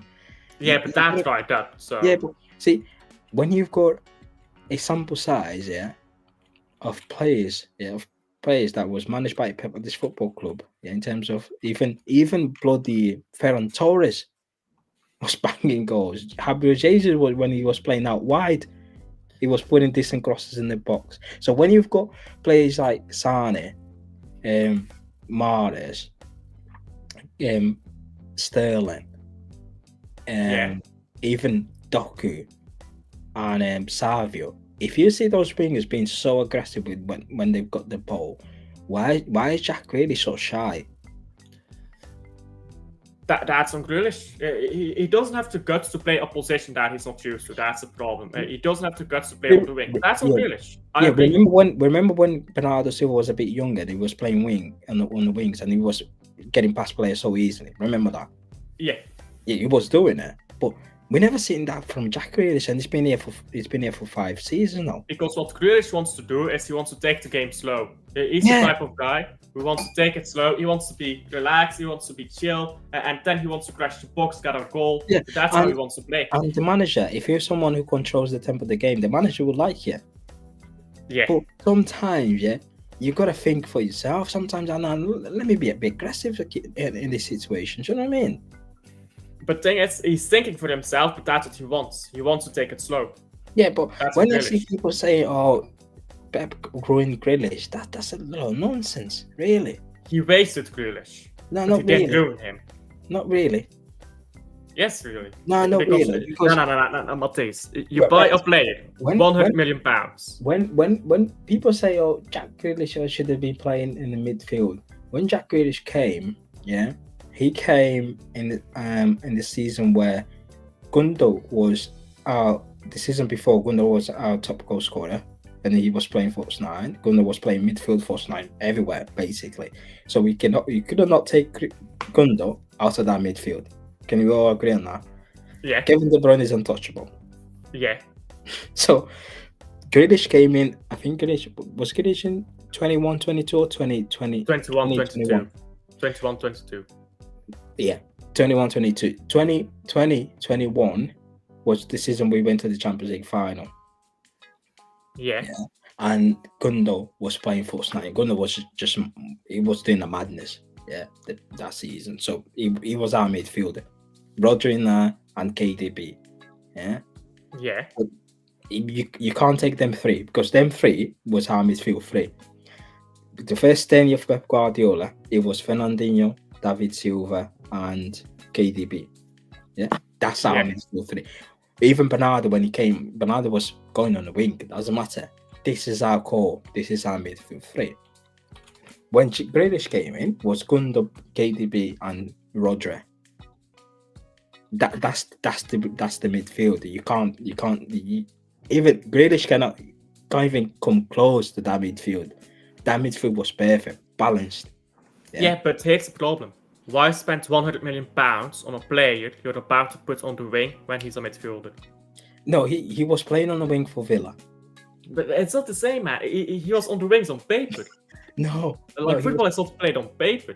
Yeah, but he was playing on the wing for Villa. He was playing on the wing for. See, it's completely different to play on the.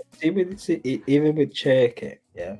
See with Cherky, if Cherky comes in and asks to be. It's a problem, Matthijs. Cherky is I'm not going to call him world class yet, but he's generational talent. The Grealish isn't. Yeah. See, the problem is you need to understand when you play for not to respect to any club. When you play for a smaller club, yeah, you're allowed. If you one of their most technical players, you're gonna be allowed to do whatever you want because the players that are behind the players that you're playing with, they're not on your level. But when you go to a big club where you've got players that are even above your level, it's mad. It is absolutely mad. Look at Cesc Fabregas. I agree with that. No, wait there. Look at Cesc Fabregas when he was at Arsenal. He was everywhere on the pitch. When he was at Barcelona, yeah, he couldn't be everywhere on the pitch like he wants because Iniesta's better than him, and Xavi was better than him. So that's a midfield three. Even when Cesc Fabregas was coming on, he has to do the job that he couldn't be anywhere dictating the game because there are players in there that do that already. They're levels above him. It's the same with Jack Grealish. Yeah, Gundo was level above him when we bought him. KDB is not even a conversation. Let's face it. Bernardo Silva was. But Matthijs, you're again missing the point. Why get a player that why spend £100 million on a player that just doesn't work? Because if you have all that freedom at Aston Villa, yeah, you can play on the left wing on paper, but you're not on the left wing, you're everywhere. The best seasons he's had is in midfield. The best performances he's had is in midfield. What season? The 2 seasons he came up, so that's 2021 and 1920, I believe. 2021, he was a left winger. But again, it's different to be left winger at Aston Villa, and you can come inside and you can do whatever the fuck you want. That's what I'm saying. That's what I'm saying. That's where you don't get it. It's different. See, I agree with that. It's different. I Aston Villa. What was the midfield that he was playing with alongside at Aston Villa? None of them. They were on his level. A Man City, the midfielders that we had at Man City, when he came in, all of them they were above his level. All of them. Yeah, I agree. So what do you expect? Are you gonna tell Gundo, yeah, in 21, 22, you're gonna tell Gundo, yeah, Gundo, go out wide, Jack Grealish needs to go in the midfield. No, but what I'm saying is, we spent £100 million on a player that Pep did not know how to put in his system. There was no plan when we got No. The plan was for him to play on the wing. But the plan for Jack Grealish, it wasn't for him to be shy. Pep Guardiola never told him not to take your man on. Yeah, but did you expect him to do that? He didn't do that at the Villa. No, that's on the player. No, I agree, that's on the player. But Grealish... Okay, so if we are on the counter attack, Grealish has the ball, he got the whole space, he's got a full back in front of him. What do you think Jack Grealish is going to do with the ball? Pass it backwards. Why? No balls, basically. No cojones. Is that on Pep or is that on the player? No, that's on Grealish. But what's on Pep is spending £100 million on a player who is going to do that. No. Pep doesn't set up the price. The price is not down to Pep. Pep Guardiola is in that boardroom and he helps decide these things. Yeah. I know he's got that power. Listen, I get it, but Jack Grealish, same. The problem is Jack Grealish, same with Morgan Gibbs-White. Morgan Gibbs-White was said to be £75 million, but the board said, "No, we're not paying that price." But with Jack Grealish was a bit different. Jack Grealish, was an up-and-coming player that was getting hyped up. Obviously, the price tag for Jack Grealish was £75 million. That's the money that we paid. The 25 was add-ons. Yeah, but we paid it. Yeah. But for 75, if Aston Villa is coming to us and say, right, so let's say, for example, Livramento. Yes. Livramento is Livramento will play in his natural position. No. That's not the point. Yeah. If Livramento doesn't work out the way you want him to work out, you're gonna start questioning why we spent 75 million for him. Why Pep would spend the No, because I wanted Livramento. That's no. See, I never wanted Grealish. Yeah, but there's a lot of fans that want Jack Grealish. At the time, yes, there were. There's also a lot of fans that there's also a lot of fans that don't want Szczęsny right now. Okay, so we go out there and spend 80 million on Livramento and doesn't work out, doesn't play well for 2 seasons. Are you going to blame that 18 million pounds on the manager? No, because Grealish worked. For me, Grealish. By the way, I don't blame Calvin Phillips, by the way, on buying him, because I wanted Calvin Phillips at the time. What I blame the board on is the wages they gave him. So I can be honest with these. I can be honest. Yeah, but see, Calvin Phillips, when we bought Calvin Phillips, he was coming from he was on the team of the year for the Euros. Yeah. He was an up-and-coming English player, 24-year-old. He was getting box-to-box midfielder. He was getting gaslighted at left, right, and centre. How much do you think he would ask? 100. Obviously, he would ask 150k a week. Edin Nketiah was on 100k a week at Arsenal. 100k and 150k is a big leap. Nah, not really. For a player, it is a 50% increase. For a player that was on the starting 11, on the best 11 for the Euros. But come on. And we all know international competitions. What's his name? Richarlison, the pigeon. He had a great World Cup. Let's be honest. But he's a pigeon. He can't fucking play football. Sometimes players have great international games, but that doesn't transfer into club football. Right, okay. So Jack Grealish in 2021, he played 19 games as a left winger. He scored 7 goals. He played 8 games as attacking midfielder. He scored none. And how many assists did he get? None. He had 3 assists as a midfielder. As a left winger, he scored 7 goals, 9 assists. So that was. Which season is this? 2021. Yeah. So he had 19 games as a left winger, 16 GAs. 8 games as a midfielder, 3 GAs. That's it. That was only 3 assists. So the season before, which was 1920, when Liverpool won the league. Yeah.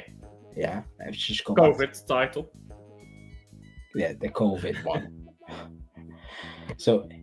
Like, it's the percent. I thought this is, yeah. This does me head all the time, man. 1 second, I've got the stats set for the 1920. 1 second, I can share. There you go. This is 1920. So he played 20. See, he was getting GAs from the left wing. Yeah, but I get it's not the same. No. Wait there. So. We based, them 2 seasons, because that was the season he was at the Premier League. The season before he wasn't at the Premier League. So we counted what he did in the Premier League. Am I right? Yes. So, after the promotion is what I look at, because he wasn't. Listen. Because he was in the Premier League, a lot of people do this. He was in the Premier League actually before they got relegated, but I don't count that because he was young. What I look at is 1920 and 2021, which we're looking at. Right, okay. So Falfi, Yeah. So in between the 2 seasons, he played 52 games as a left winger.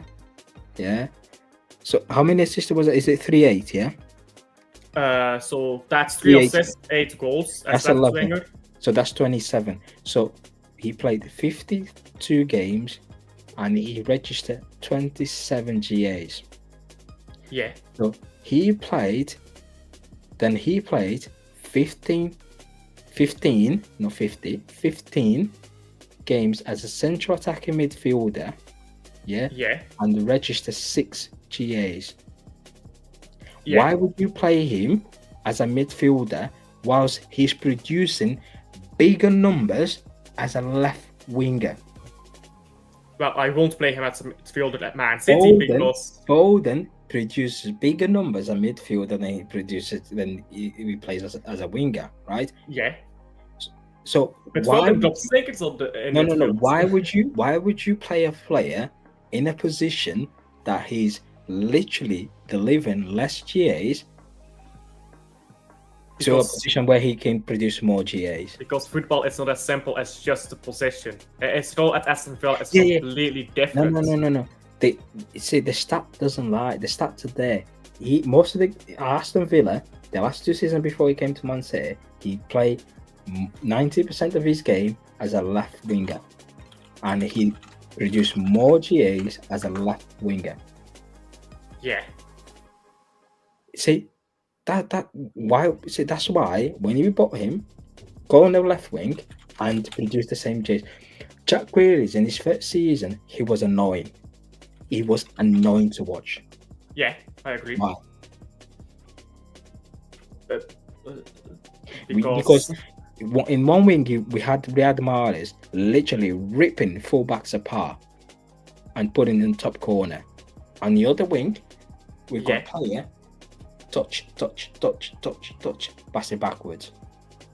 1 second, I'm gonna open up right now. Jack Grealish at Man City compared to Grealish at Aston Villa.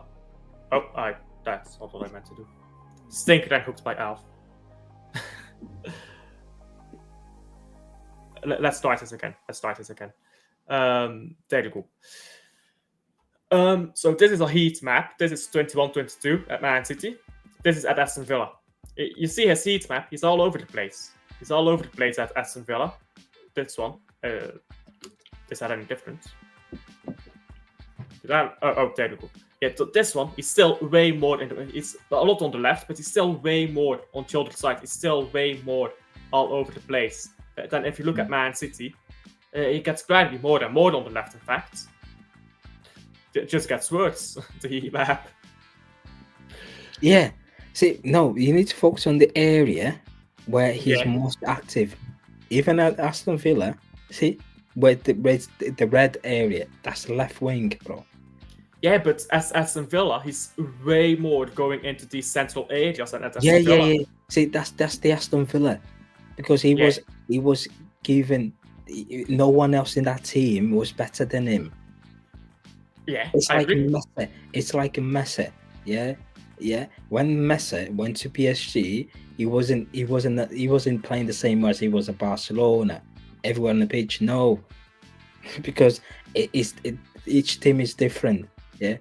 If Jack Grealish, let's say for example Jack Grealish goes to Real Madrid, would you think he would be playing the same position as he played at Aston Villa, at Real Madrid? No, but he won't go to Real Madrid. No. Why not? He's at that level. No, why not?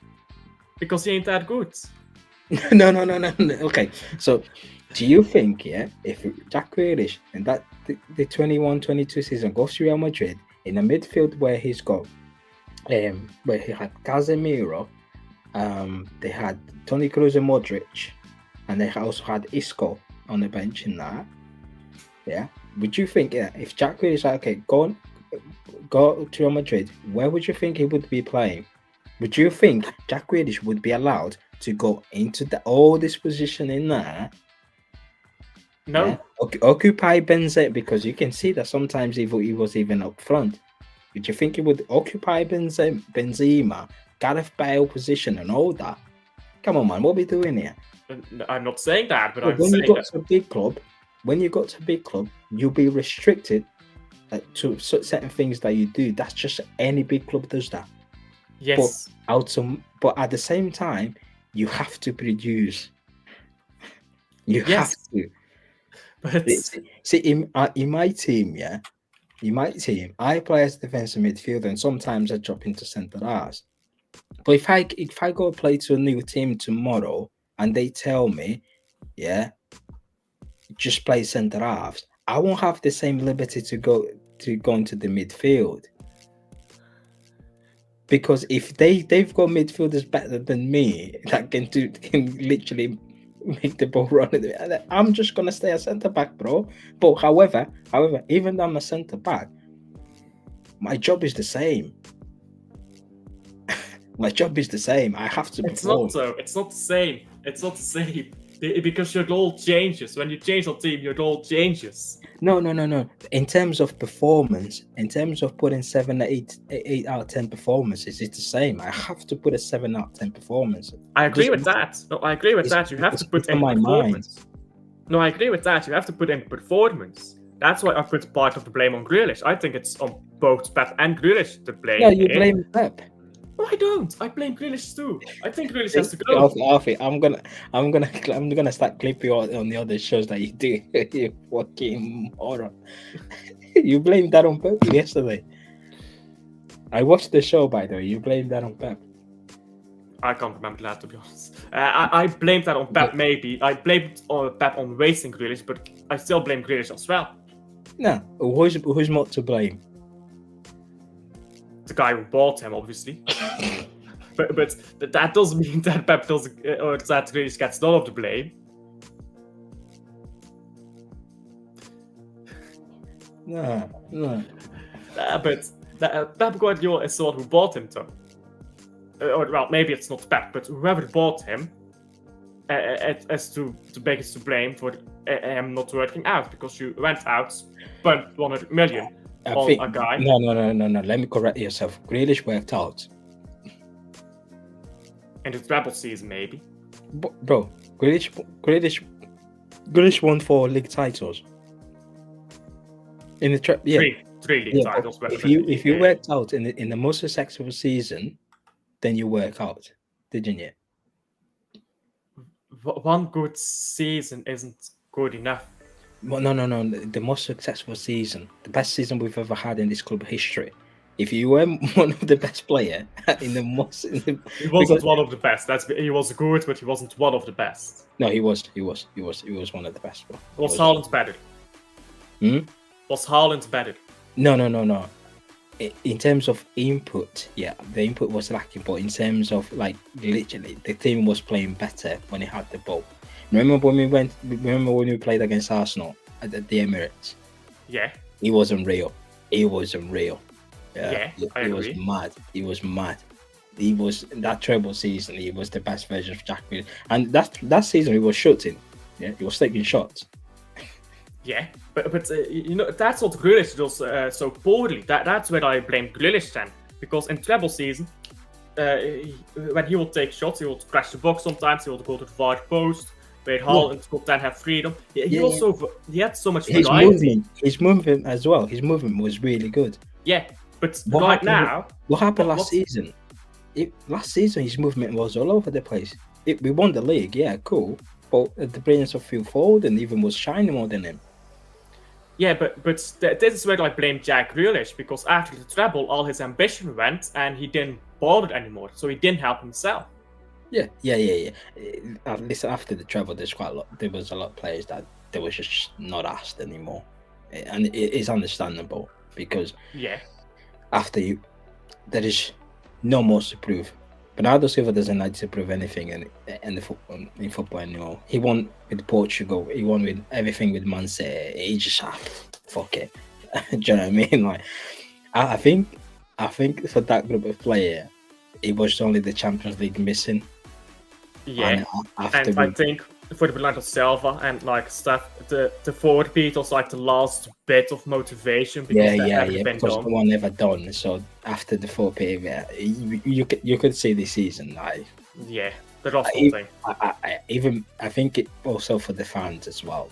That's why even this season we were getting frustrated. Don't get me wrong about the results and one of the performance, but at the same time, when you look back, you're like, it's one of them, innit? So you're like, you expect like 5 in a row. Come on, man. I mean, like, either the league is just too shit.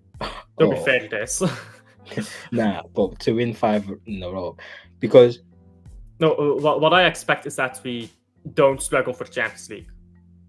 That's what I expect. Listen, even Liverpool, they went to the Europa League and the club. Remember? Yeah, but that's Liverpool. Yeah. See, it doesn't matter.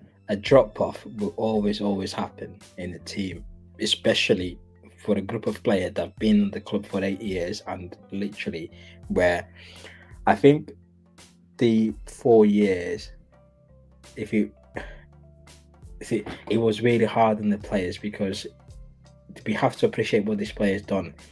2 title race with Liverpool, especially going to April, no, from March all the way to May, where it's 13 games or 14 games left. Every game is a must win. Every game is a final, basically, because if Liverpool play first, they go on top. Yeah. Then we played our game, we will go on top. It was literally, yeah.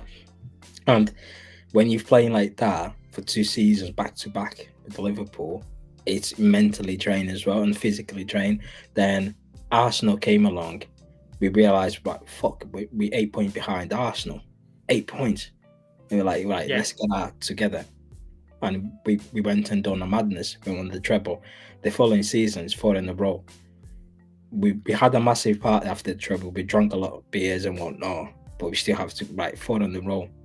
And Liverpool was there at the top most of the season, for around 90 days, something like 200 days.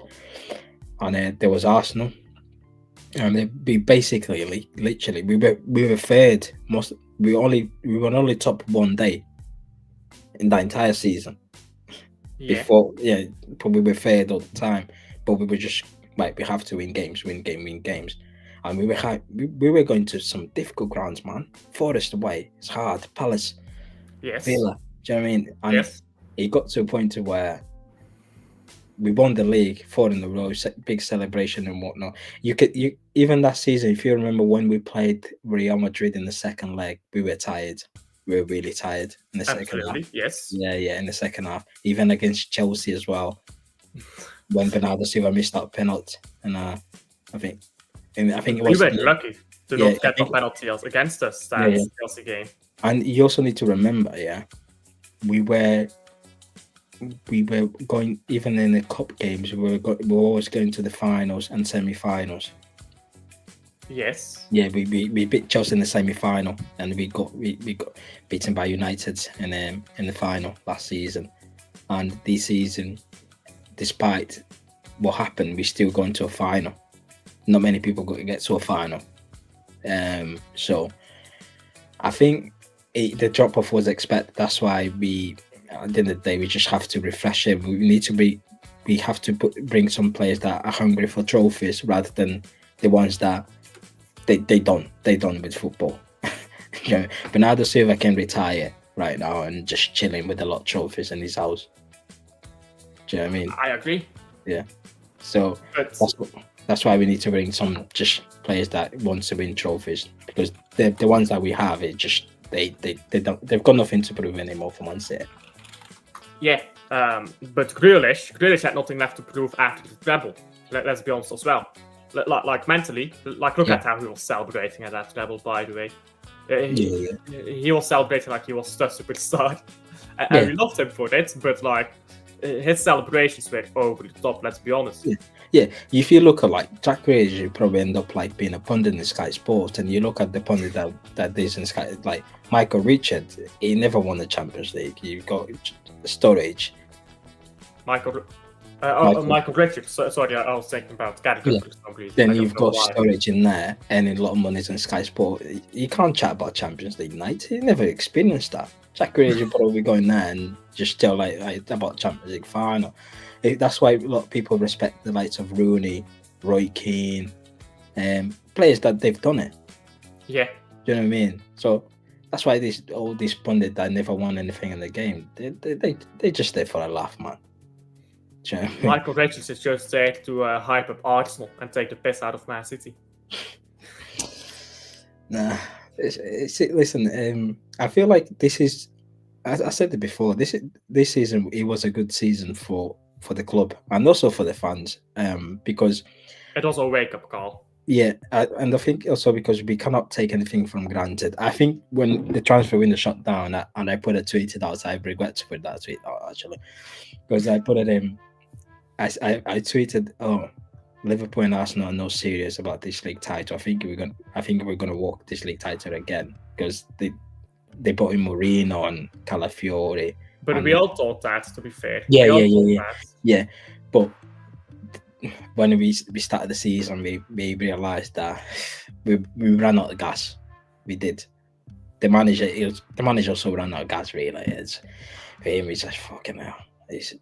I know you need to remember that Pep never stayed at the club for 10 years.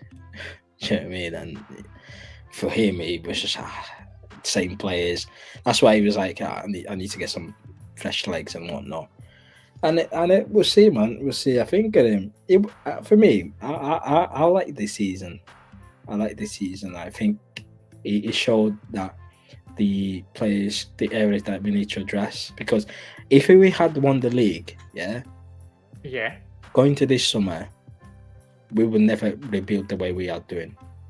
Yeah, but it's the advantage though. We would have won the league title, and these players would be 1 year less on their contract. Yeah, but you would still fancy them. I wanted Bernardo Silva out in No. That's forget about Bernardo. But majority of them play, you will still fancy them. Probably.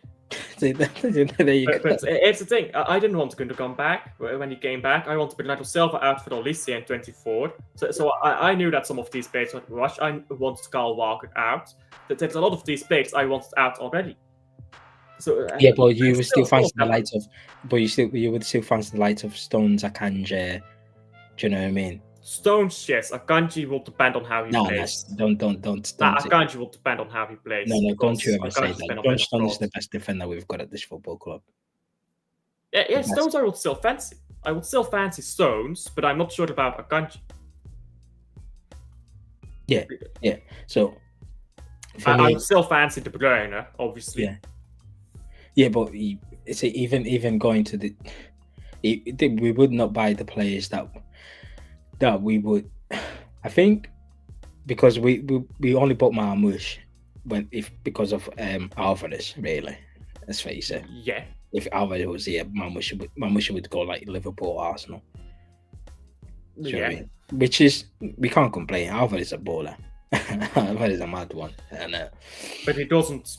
He has a pure striker. That's the problem with Alvarez. Yeah. It just doesn't fit. If we had won the league, 90% of the fan base would still want to keep. 95% of the fan base would still keep Bernardo. But now, yes, the eyes are more open. The eyes are wide open. Say, right, no. This guy needs to go. But I've been on that boat for 2 seasons now. But not you as well. But not the majority of the fan base. But because he had this season that we had, some majority of the fan base had opened their eyes. Right, okay, no, this is not good enough. This guy needs to go. This guy needs to go. This guy needs to go. This guy. And I agree. Yeah, I agree. But we would have. Okay, it's put fucking. It's past 11:30. I need to get me dog. I need to get my dog out, man. Yeah. Okay. I'll let you go then. No. Go on. What are you saying? So what I was going to say is, if we won the league title, let's just say we won the league title, black magic, voodoo magic, whatever. These players, the biggest problem right now is these players have massive contracts and we can't sell them. That's the biggest problem. Yeah. If we had won the league title 5 in a row, the majority of the fan base would still fancy these players. Yeah. I think the board would be more aware to sell them too, because like another year in, because of their age. Because of their age. And then you look at that last year, even if you have this terrible season that we had this season, the season after, most of these players will be on the last year of their contract. So it makes the rebuild a lot easier. So I get what you're saying. I agree with what you're saying, Even. It's a wake-up call. And we needed it as a club, as a fan base. From top to bottom, we needed it. Yeah, because we as a fan base, we were going to a season very arrogant. Everyone was predicting 5 in a row. Like looking back at that, who the fuck predicts 5 in a row? Yeah. The record was 3 in a row. Yeah, that was only United, and even I think they were trying to go for 4 in a row, and they finished 3rd. Yeah, I think they finished 3rd or 4th. They couldn't do it. They were losing a lot of games. It takes its toll. Don't get me wrong, and I think with I think even next season, I think the target for next season is try to regain the Premier League title. I'm not so sure about the Champions League, but I don't care much about the Champions League for next season. What I want is lift that Premier League title again. and then build a foundation from there, because I think the more important will be the Carabao Cup. By the way, my chat is agreeing with you. I think I might be cooked. Yeah. If the chat doesn't agree with the streamer, you know they're cooked. No, I think the Carabao Cup and the Premier League will be important, especially for these players like Cherky, Nori. You know what I honestly think? I think we have a better chance at winning Champions League than Premier League, because most of these players are used to European football. All of them are not used to Premier League football. No, not really. Not really. When you say most of these players, you're on about 7 players. Well, they're probably going to start most of the games, so... No, not really. Well, the 3 players that we bought in the summer, they will start most of the games. Yeah. But Kusanov won't start most of the games. Neither is Nico Gonzalez. Marmouche will. I think Nico Gonzalez will start a lot of early games. Yeah, Marmouche will. But however, the core of the team, the Premier League experience, they know how to win this league title. So, what is the core? So Haaland, obviously. So you've got Ederson and Ortega in there, because Ortega won us the league title last season against Spurs. Let's not forget that. Yeah. Yeah. And you've got your Diaz and Vardio, the Premier League winners. Yeah. And you've got Ake in there. Left back is Premier League experienced. You've got your Rodri, you've got your Mateus Nunes. But Rodri won't play as many games. Yeah, but Premier League he will play games. He might not play midweek. He will play games. No, he might not play midweek if you play like a weaker team in the Champions League, but in the Premier League he will play. He will start. I think it's the opposite actually, because it depends. It depends on who you play. You start. Then you've got your Fodens, your Haalands, your if they stay, your Bernardos. So they all Premier League champions. That's the core. Cherky will play a lot of games, obviously. Yeah. So that's the core of the team. They've won the Premier League. They know how to do it. And especially they know how to go through title races, because they done that last season. Yeah, no, but the most important players in this rebuild, Reinders, Aitnouri, he's got Premier League experience, but Cherky, these guys have no chemistry with each other or with the existing team.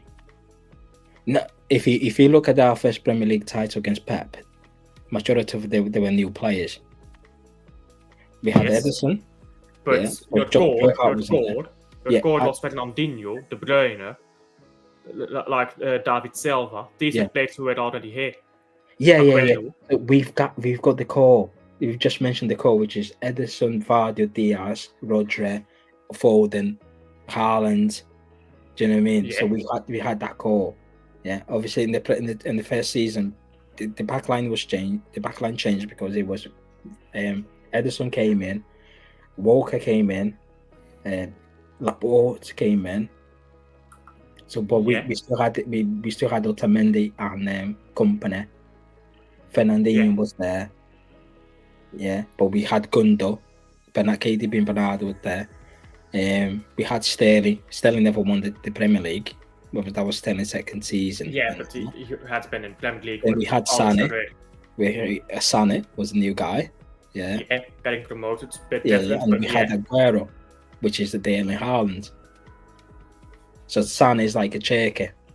You get me? And Reinders, which is the Gundo replacement, because Reinders played like Gundo. Reinders is going to play more than Gundo did that season.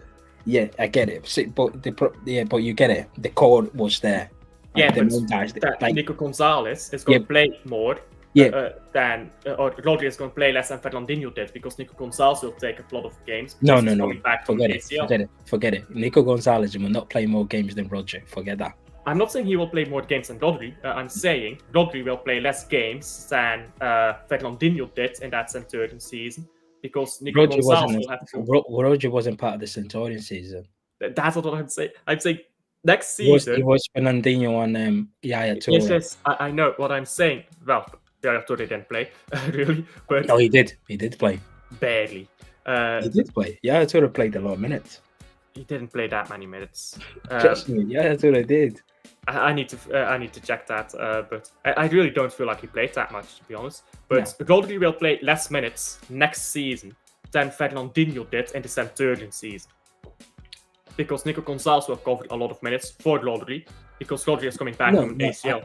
I agree, but the fact is, we have more players that have won the Premier League in that team, in the squad. So the core, they've lifted the Premier League title, so they know how to do it. Yeah. And we've got the manager who's won 6. So. But obviously, I think Pep was maybe better when he first. I think he was definitely better when he first arrived. And I think I really liked that we brought this Pep Lindner assistant, because his style is different to Pep Guardiola. Rather than bring someone who's the same style, pass, we brought someone who's a bit faster. Like, do you know what I mean? Yeah. And I think it will help quite a lot. And we need a new set piece coach anyway. So. I'm so happy, by the way, that we actually got a new set piece coach. Oh yeah, we need that. This state of our corners, man. Every set piece, forget the corners, every set piece. Anyhow, to round up, because you do have to go, and so do I actually. It's already getting late over here too. So, Grealish, just to round up. I say Grealish is 30% to blame for its failure in the latest. Grealish didn't fail.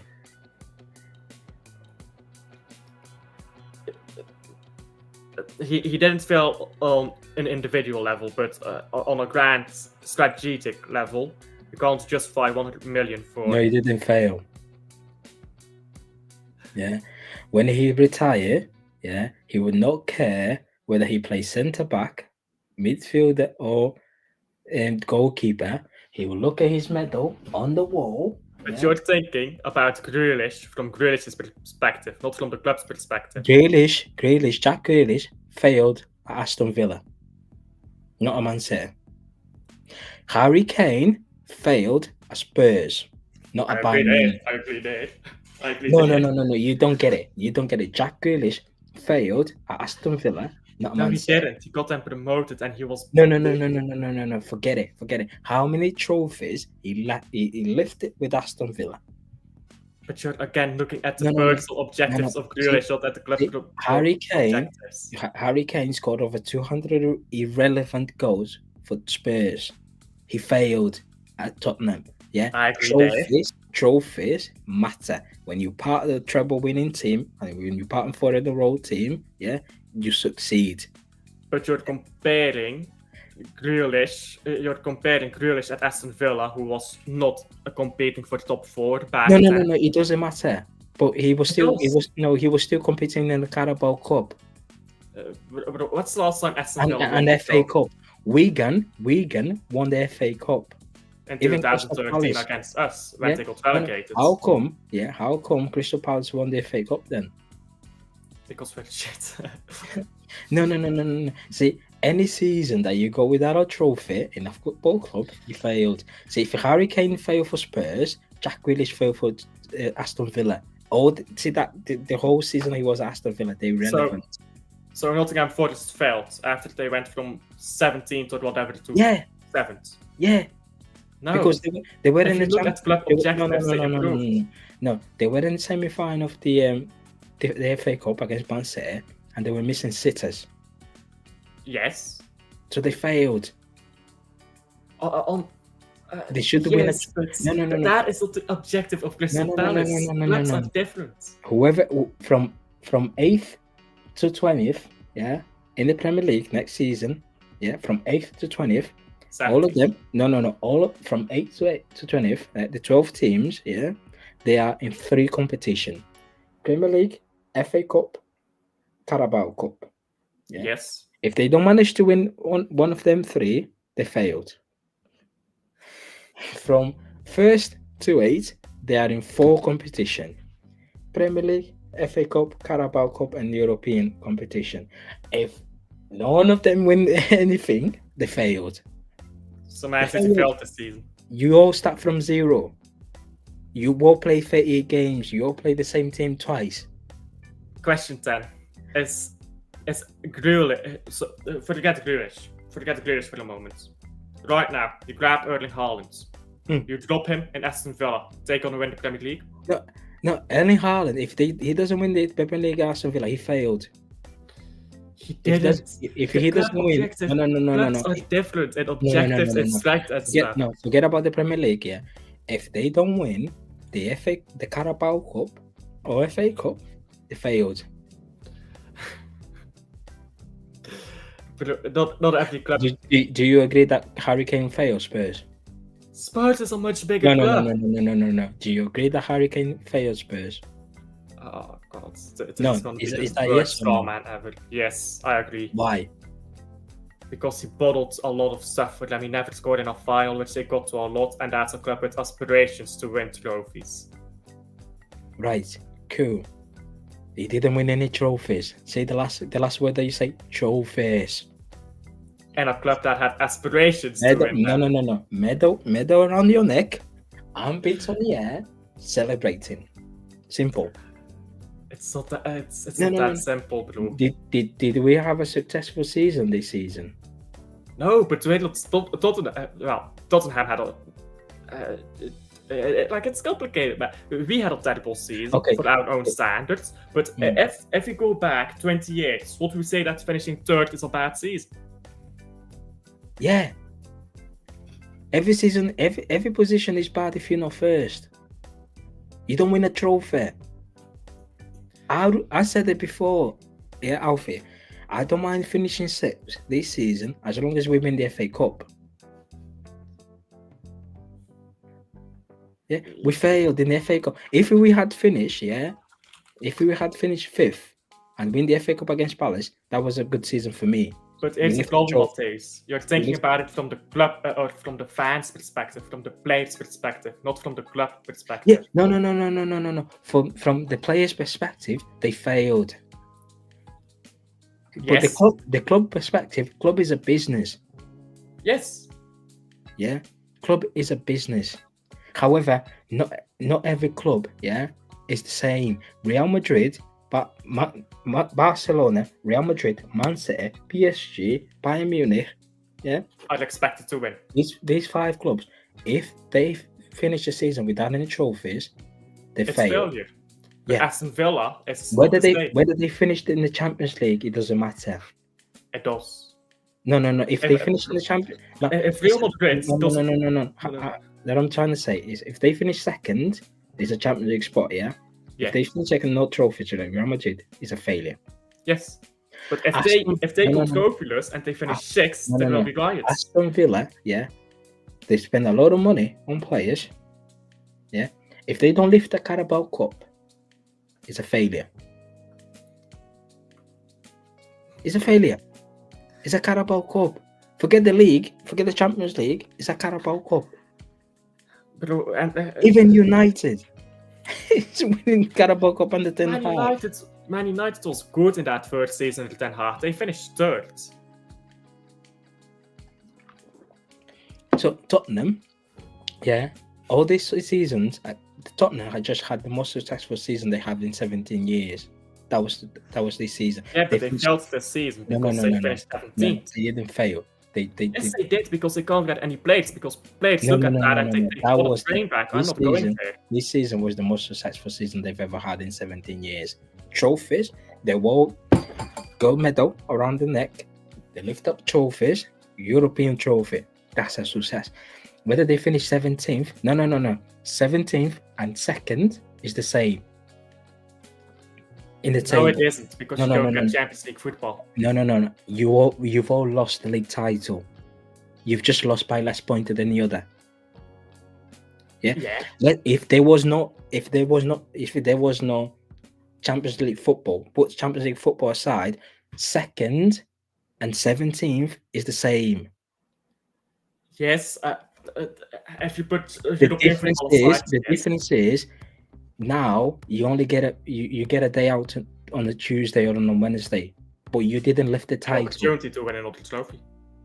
Yeah, exactly. That's what I'm saying. From first to 8th, they are in a 4 competition.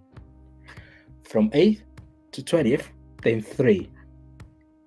If anyone doesn't manage to win at least one, It's a failure. So we've got 8 teams competing for 4 competitions and the other 3 competitions, 12, and that's 12. 12 teams competing for the other 12. The other 12 competing for the other 3. Yeah. Not everyone can win a trophy. Yeah, I get it. Not everyone can win it, but if you don't win it, you failed. If you're a Brighton fan, are you thinking we failed because we finished 10th? Yeah. No, it's a different club. It's completely different. Bro, Crystal Palace just won a trophy. What's the excuse for Brighton? They hype up all these players, Baleba, Caicedo, all these players, they get hyped up. How come they not lifting up a trophy then? No, it doesn't make sense. Crystal Palace. See the same way you See the same way you banter Arsenal fans that they hype up. Arsenal is a way bigger club. No. See, you're not listening. You banter Arsenal fans because they hype up. They hype up the bigger club. They hype up the fans. They football players, yeah, but they don't win anything. Yes. Brighton, you do the same with Brighton. Oh my God, Baleba, amazing. Oh my God. I don't hype up these players, by the way. I don't do that. Incensio, whatever his name is. By the way, we gave him a career because everyone only remembers him the goal that he scored against us in the treble season when we lost to Brighton away. Yeah, but he's shit anyway. Everyone hyped up Brighton to oblivion. Yeah, how come when it comes to Brighton, you hype up their players, but you don't expect them to win the Carabao Cup? I don't hype up these players. I don't do that. No, I'm not saying you per se. I'm saying in general. Well, then in general, people are hypocrites, but I'm not in general. Yeah, you're not talking to in general. You're talking to me. We failed this season because we didn't win a trophy. Yes, I agree. Yeah, and anyone, the same applies for all the teams. Yeah, if you don't win a trophy, you failed. It's simple as that.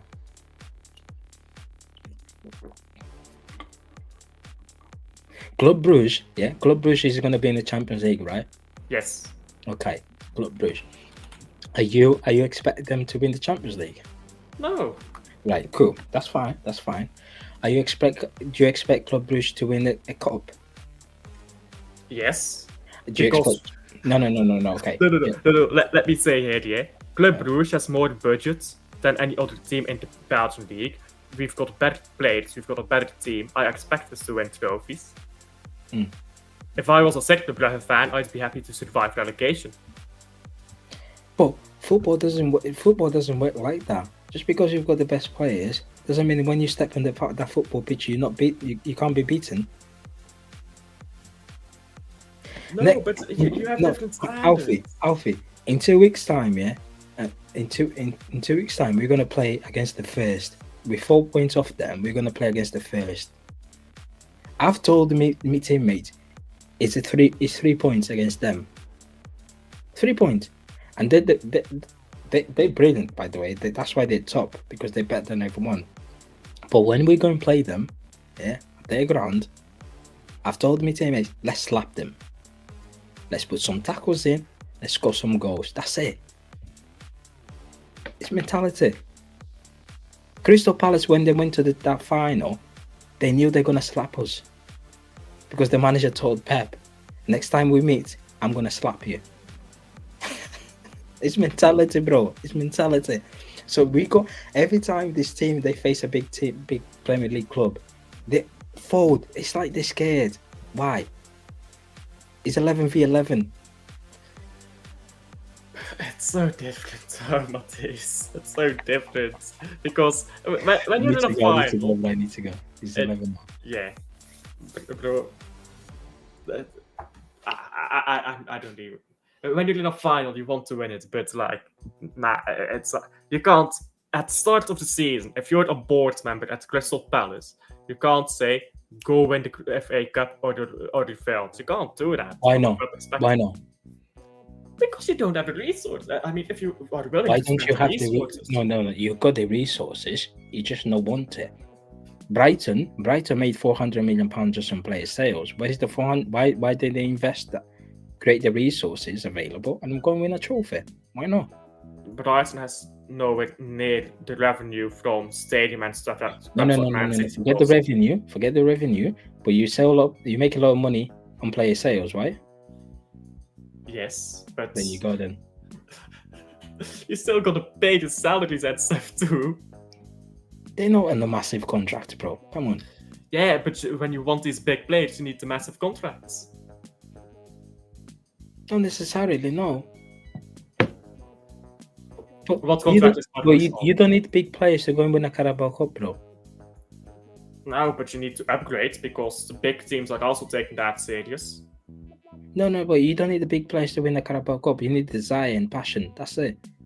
And willing. Okay, but if a bigger team than you with better players has that desire and passion. Tell me who's the big player. Tell me who's the big players at Tottenham. Tell me a big player at Tottenham. Brennan Johnson.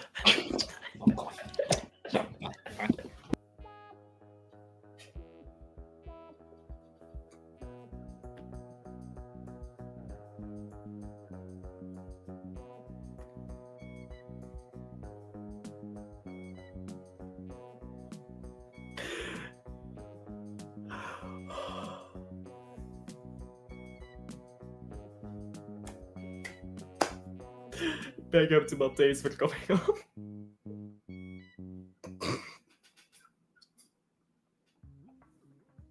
Oh, I'm dead.